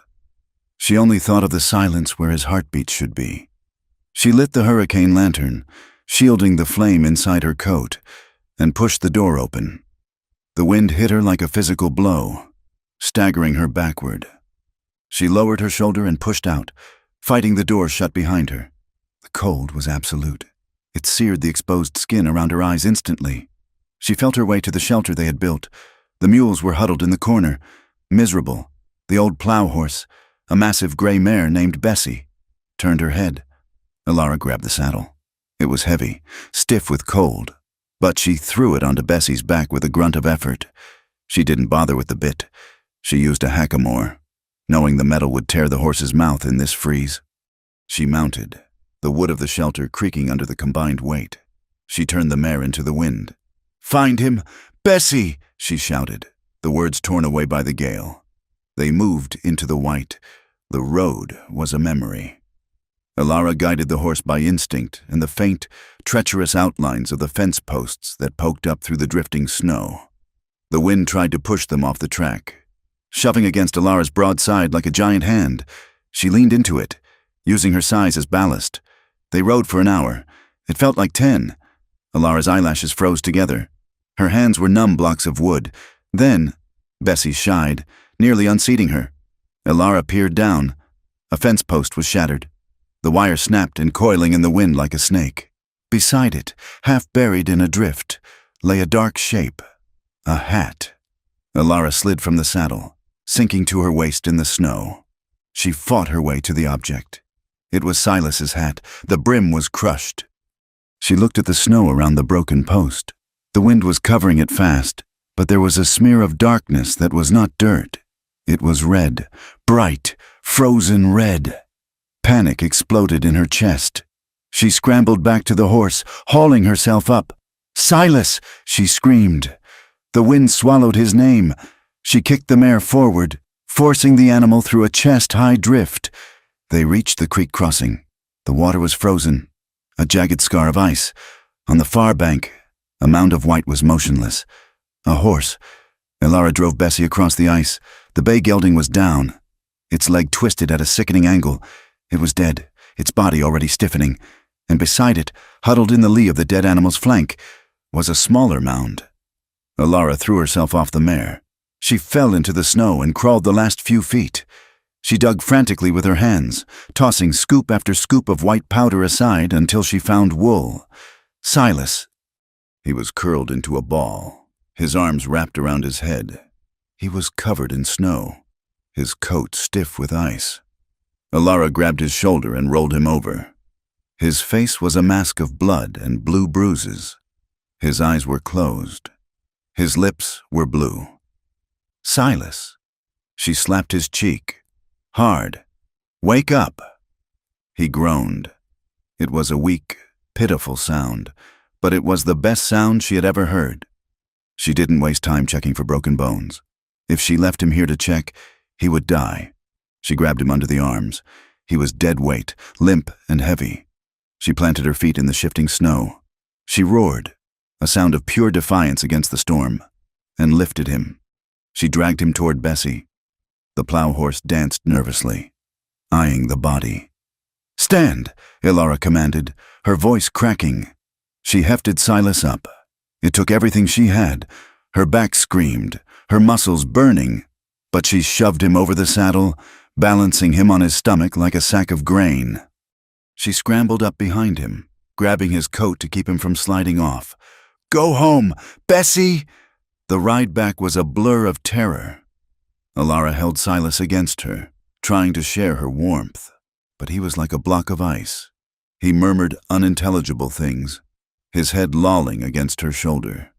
The wind struck them from all sides, blinding and disorienting. Alara buried her face in his back, trusting the horse, trusting the instinct that pulled them toward shelter.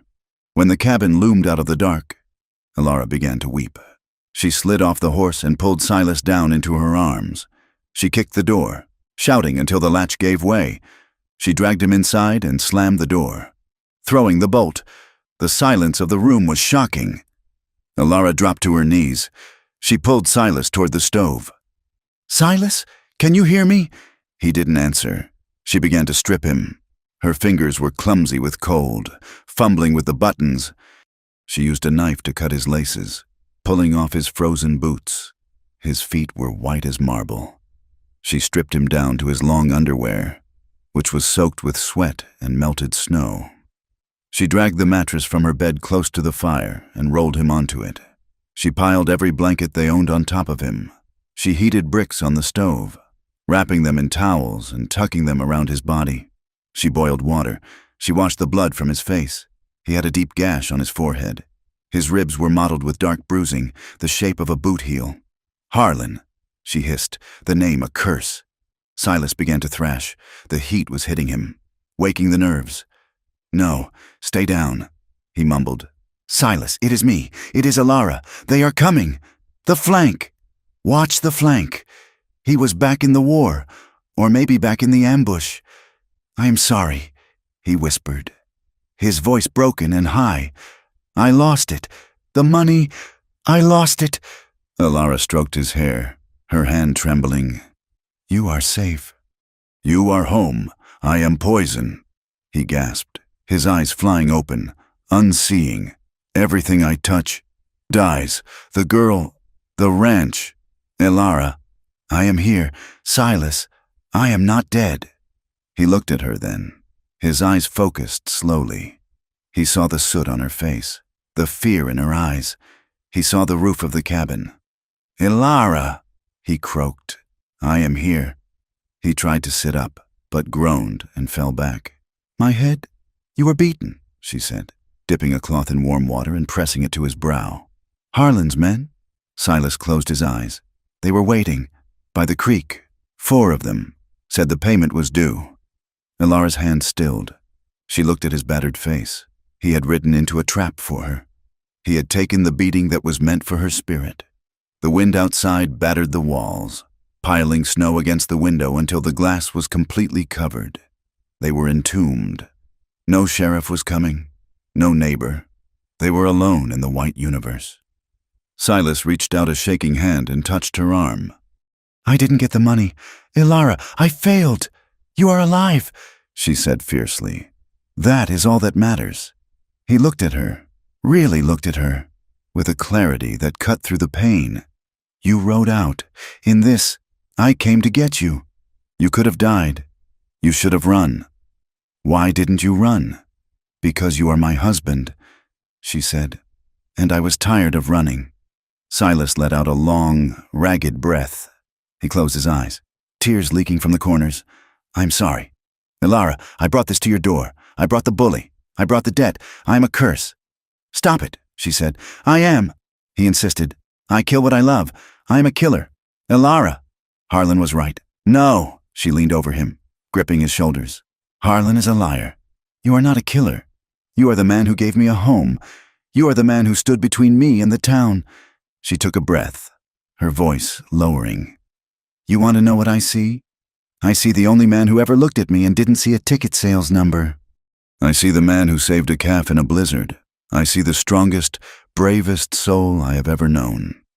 Silas stared up at her. The firelight cast shadows across her face, making her look like a giantess from a myth, powerful and ancient. "You saved me," he whispered. "Tonight, and every day since you came, you saved me from the silence." He reached for her hand, his fingers wrapped around hers, weak but desperate. "I thought of you," he said. "When I was lying in the snow, I thought I will never tell her." "Tell me what?" Alara asked, her heart hammering. "That I want you," he said. The words hung in the warm air. "Not to work, not to cook. I want you." Alara felt a flush rise from her neck. She pulled her hand back slightly, but he held on. "I have wanted you since the first night," Silas confessed, his voice growing stronger with the fever of truth. "Every time you walk across the room, every time you lift a bale of hay, I watch you. And I hate myself for it because I promised I wouldn't be like them." "You are not like them," she whispered. "I kept my distance." He said, "I slept on the floor.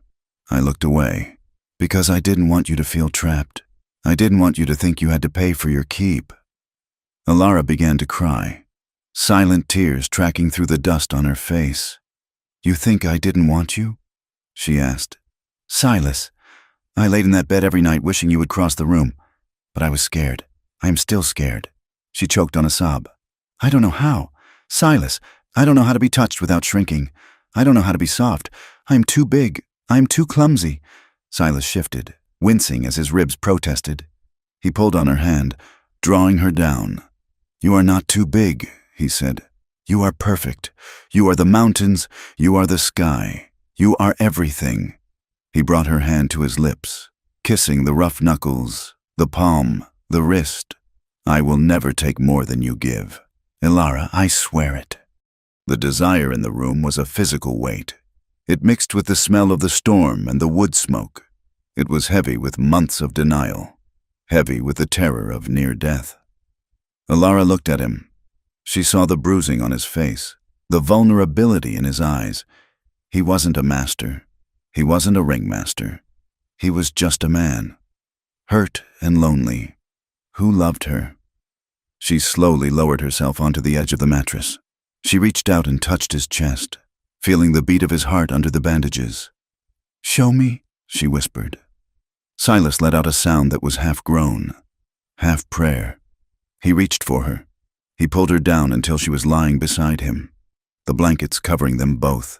The heat of their bodies mingled. He ran his hands down the length of her back, over the curve of her hip. He didn't measure her. He didn't weigh her. He worshipped her. Alara trembled. Her muscles locked up, expecting the pain, expecting the mockery. Silas felt it. He stopped. He brought his face close to hers, his forehead resting against hers. "Breathe," he whispered. "Just breathe with me." He kissed her, softly at first, then with a hunger that shattered his control. Alara kissed him back, opening her mouth, tasting him. She pressed her body against his, feeling the hardness of him, the reality of his desire. It wasn't fear she felt now. It was a fire that started in her belly and spread to her fingertips. She wanted him closer. She wanted to erase the space between them. Silas was lost in her. The fever, the adrenaline, and the sheer overwhelming relief of being alive collided in his brain. He needed her. He needed to be anchored to the earth by her. His hands moved urgently, fumbling with the layers of her clothes. He was shaking. He felt like he was drowning. "Alara, please," he gasped against her neck. He tried to position himself, but his ribs screamed in pain. He couldn't move the way he wanted. He needed her to help him. He needed her to take control, but the words wouldn't form properly. His mind was a haze of sensory overload. He gripped her hips, his fingers digging into the flesh. He looked up at her, his eyes wild and dark, stripped of all pretense. "Spread your legs fast," he blurted out. The words cracked in the air like a whip, crude, commanding, jarringly unromantic. Silas froze. His eyes went wide with instant horror. He flushed a deep, burning crimson that was visible even in the lantern light. He looked like a boy who had just dropped a communion plate. "I didn't mean," he stammered. Horrified, "I meant, please, He tried to back away, shame flooding his face. Alara stared at him for a second, stunned. The line was something a customer would say, something Harlan would say, but the way he said it, hoarse, desperate, with his voice cracking on the last word. It wasn't a command. It was a plea. It was the clumsy, unguarded noise of a man who had forgotten how to speak because he wanted her so much his brain had short-circuited. A bubble of laughter rose in her chest. It wasn't hysterical, it was genuine. It broke the tension like a hammer on glass. She laughed, a deep, resonant sound that shook her chest. Silas looked at her, miserable. "I am sorry. I am a coarse idiot. I ruined it. You're an idiot," she agreed, smiling through her tears. "But you are my idiot." She leaned over him, her hair creating a curtain around them. She kissed his nose, then his mouth. "You don't have to order me." "Silas," she whispered against his lips. "You just have to ask." She shifted her weight. She moved with a grace that belied her size, careful of his ribs, careful of his wounds. She took his hands and placed them on her waist. "Like this?" she asked softly. Silas let out a shuddering breath. "Yes, God, yes." She lowered herself onto him. It was not a conquest. It was a surrender. For the first time in her life, Alara was not being taken. She was giving.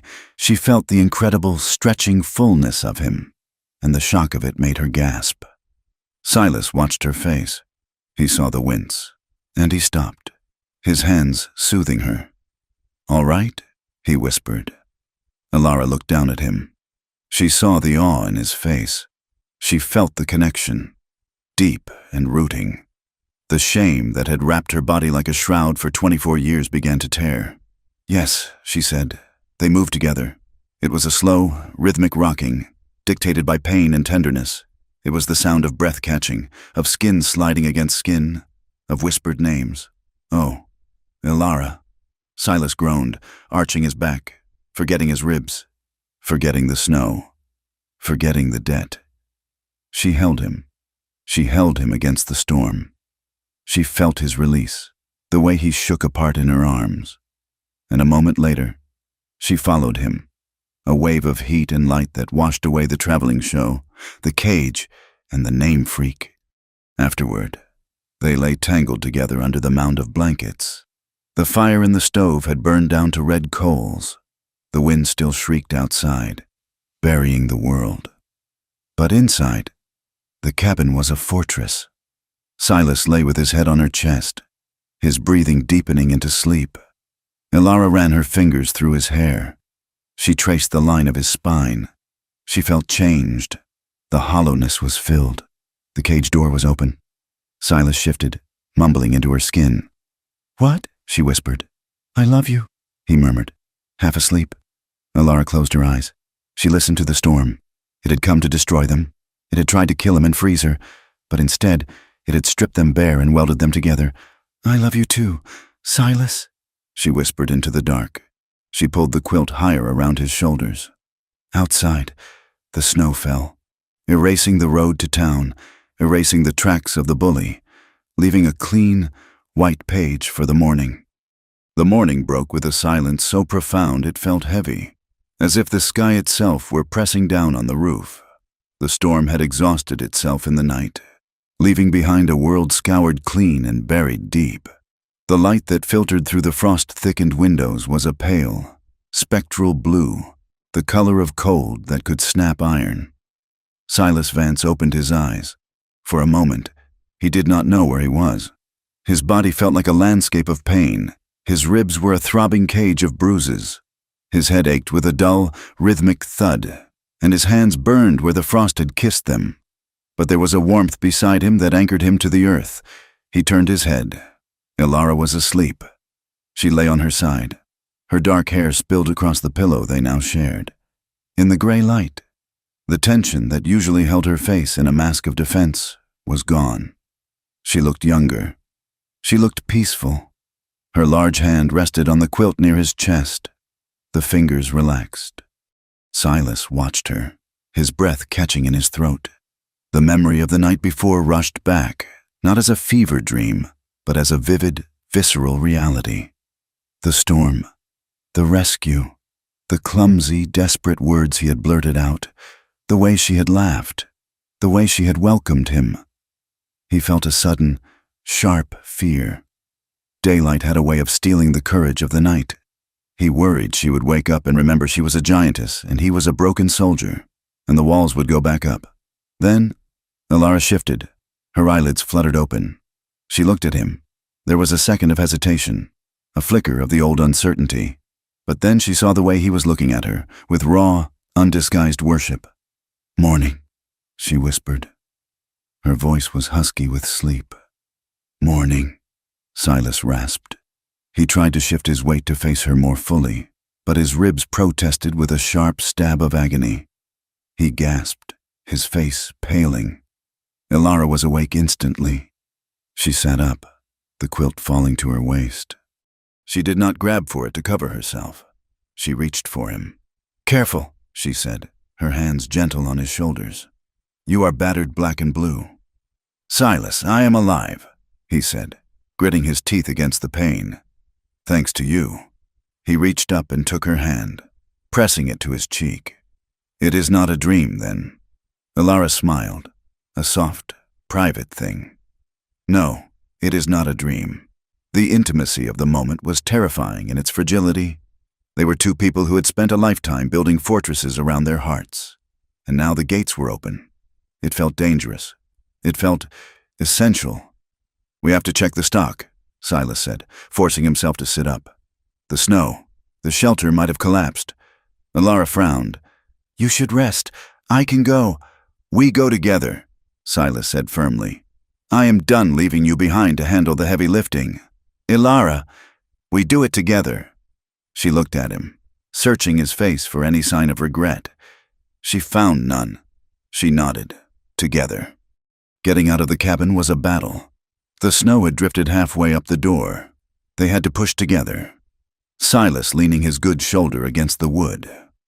Ilara using her immense strength to shove the drift back. When they finally stumbled out onto the porch, the world was blinding. The sun was just cresting the eastern ridges, turning the endless white ocean of snow into a field of diamonds. The sky was a hard, flawless azure. The fences were gone, mere ripples in the snow. The ruins of the old barn were a white mound, but the pole shelter still stood. They waded through the waist-deep snow, breaking a trail for each other. When they reached the shelter, Bessie the mare nickered at them. The calf was tucked into the straw, warm and dry. The mules were grumpy but alive. They worked in tandem to clear the entrance and toss hay to the animals. There was no need for orders. When Silas reached for a shovel, Ilara was already there to take the heavy load. When she struggled with a frozen latch, his knife was there to pry it loose. They moved like two parts of the same engine, synchronized by the memory of each other's skin. By noon, the road to town was still impassable for a wagon, but a rider could make it. They were finishing a meal of coffee and corn mush when they saw a horse struggling up the track. It was a massive plow horse, plowing through the drifts, carrying a figure wrapped in enough wool to clothe an army. Martha Gable. She rode into the yard and slid off her horse, landing with a grunt. She looked at the cabin, then at Silas, who was standing on the porch with his arm bandaged and his face bruised. "You look like you went 12 rounds with a thresher and lost," Martha noted, spitting tobacco juice into a snowbank. "I feel about the same," Silas said. "Coffee. Martha? Black and hot." She said, "Inside." Martha sat at the table, her sharp eyes darting between Silas and Ilara. She saw the way Ilara stood closer to him than before. She saw the way Silas tracked Ilara's movements across the room. Martha suppressed a smile. "I brought news," Martha said, wrapping her gnarled hands around the tin cup. "And some flour.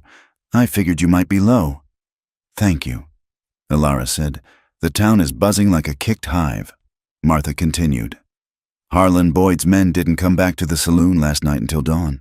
2 of them have frostbite bad enough to lose toes. One of them, a fella named Pike, has a broken nose. Says he ran into a tree. He ran into a fence post," Ilara said quietly. Martha nodded. "Figures. But that ain't the worst of it. Harlan is in a rage. He is telling anyone who will listen that you defaulted. Silas, he says the sheriff is coming to evict you as soon as the snow melts." Silas stiffened. "He can try." "And," Martha added, looking directly at Ilara, "he is saying things, vile things. He is boasting that he broke Silas Vance.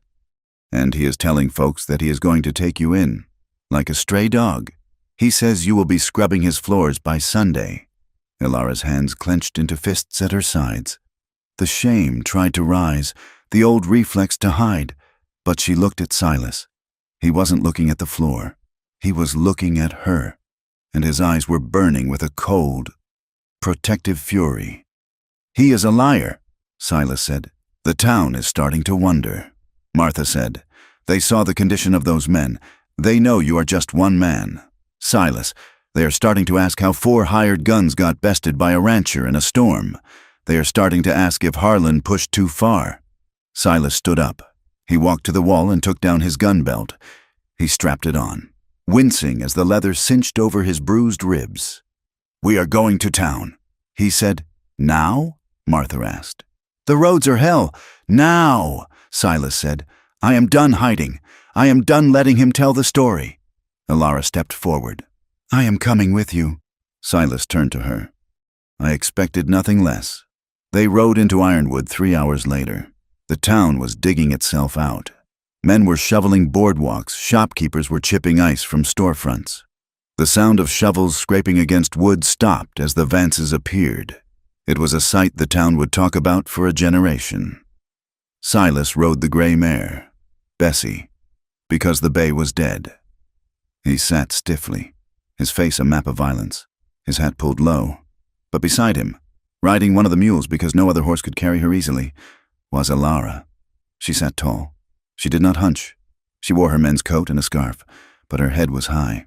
She looked at the people staring at her, and for the first time, she did not look away. She met their gazes with a solemn, terrifying dignity. They rode straight to the sheriff's office. Harlan Boyd's black stallion was tied out front, along with the horses of the banker and the mayor.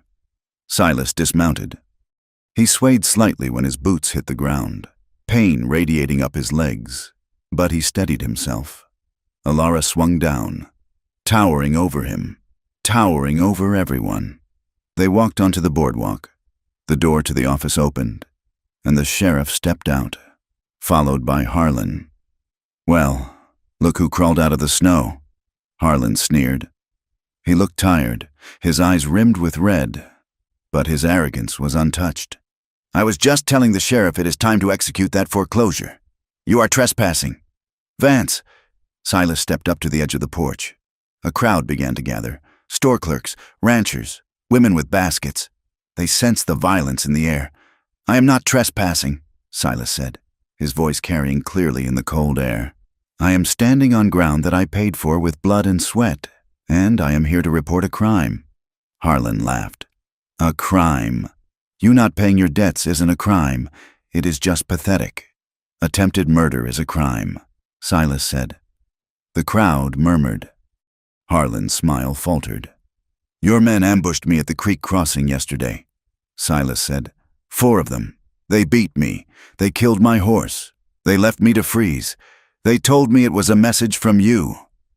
"That is a lie," Harlan spat. "You got lost in the storm." "Old man, you fell off your horse." "Is it?" Silas asked.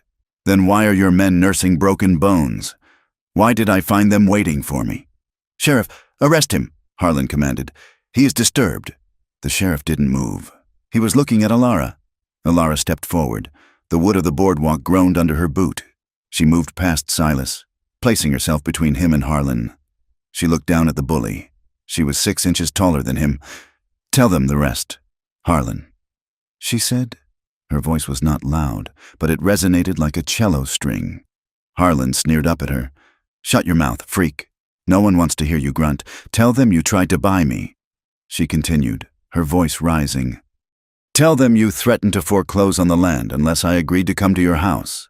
Unless I agreed to belong to you." The crowd went silent. The women on the street stopped whispering.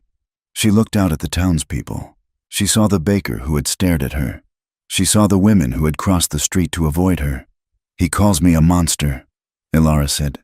She spread her arms, the heavy coat hanging open. "Look at me. Yes, I am big. Yes, I am different. I was sold by my father. I was sold to a circus. I was sold to a broker. I have been treated like cattle my entire life." She pointed a long finger at Harlan. "But this man wanted to own me not because I am a monster, but because he is one. He wanted to break my husband. He wanted to humiliate us because we dared to survive without his permission." Harlan's face turned a violent shade of purple. "You lying bitch," he hissed. "He threatened to chain me," Alara said. "He threatened to use me. And when my husband tried to protect me, he had him beaten in the snow." She looked at Harlan with pity. "You are small, Harlan. You are so small that you have to stand on the necks of others to feel tall." The truth hung in the air, undeniable. The townspeople looked at Harlan. They saw the rage in his eyes.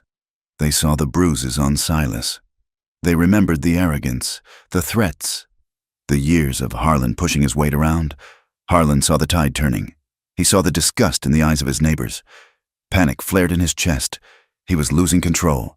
"That is enough," Harlan roared. He reached for his gun. It was a foolish, desperate move. Silas reacted on instinct. His hand blurred. The Colt Navy was in his hand before Harlan had even cleared leather. Silas leveled the gun at Harlan's chest. The hammer clicked back. In that split second, Silas saw the saloon in Abilene. He saw the girl. He saw the blood. The terror of his own lethal hand surged up. He was going to kill him. He had to kill him. "Silas!" Alara's hand clamped onto his forearm. It was heavy and grounding. She didn't push the gun down. She just held him. "Don't," she whispered. "He is not worth the ghost.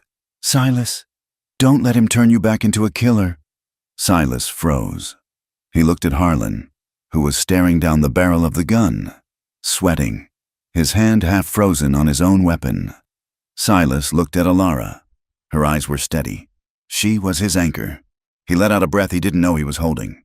He didn't lower the gun, but his finger eased off the trigger. "Drop it." "Harlan," Silas said coldly.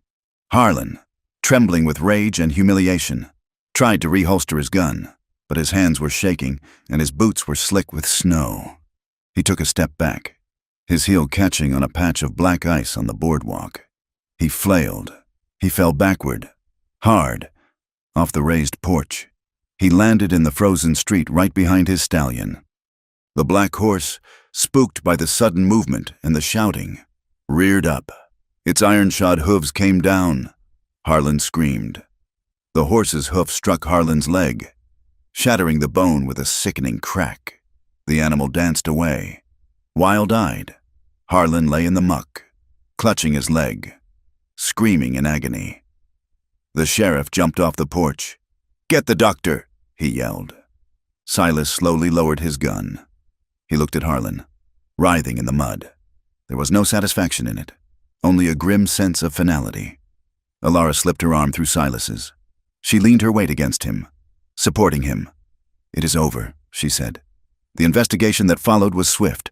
The sheriff, emboldened by the town's shift in opinion, questioned Harlan's men. Pike, the one with the broken nose, confessed to the ambush in exchange for leniency. He admitted Harlan had ordered them to teach Vance a lesson he wouldn't wake up from. The banker, seeing the way the wind was blowing and fearing a riot, discovered a clerical error in the foreclosure paperwork. The deadline was extended. It was not a fairy tale ending. The town did not suddenly throw a parade for the giant bride.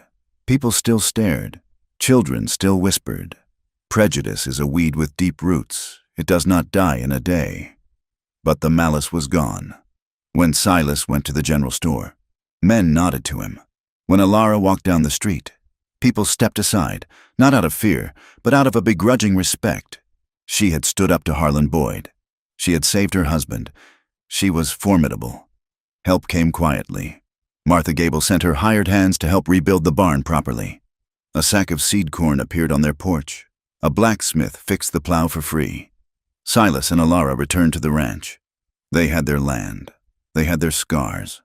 And they had the silence of the high plains, which no longer felt empty, but full. Spring came with a rush of water. The snow melted into the creeks, turning them into roaring torrents. The grass exploded in a green so vibrant it hurt the eyes. The ranch came alive. Silas worked the herd, his ribs healed but aching when it rained. He watched the new calves taking their first steps. He watched Alara. She moved through the land with a new confidence. She no longer tried to shrink. She wore dresses she had sewn herself, cut to fit her frame, bright calicos that caught the sun. One afternoon, a calf got stuck in a mud bog near the river. Silas was reaching for his rope, but Alara was already there. She waded into the muck, laughing as the mud sucked at her skirts. She scooped the calf up in her arms, 100 pounds of struggling animal, and hauled it to the bank. She stood there, covered in mud, laughing, the calf bleeding in her arms. Silas watched her, his heart swelling until he thought it might burst. She wasn't a freak. She was a force of nature.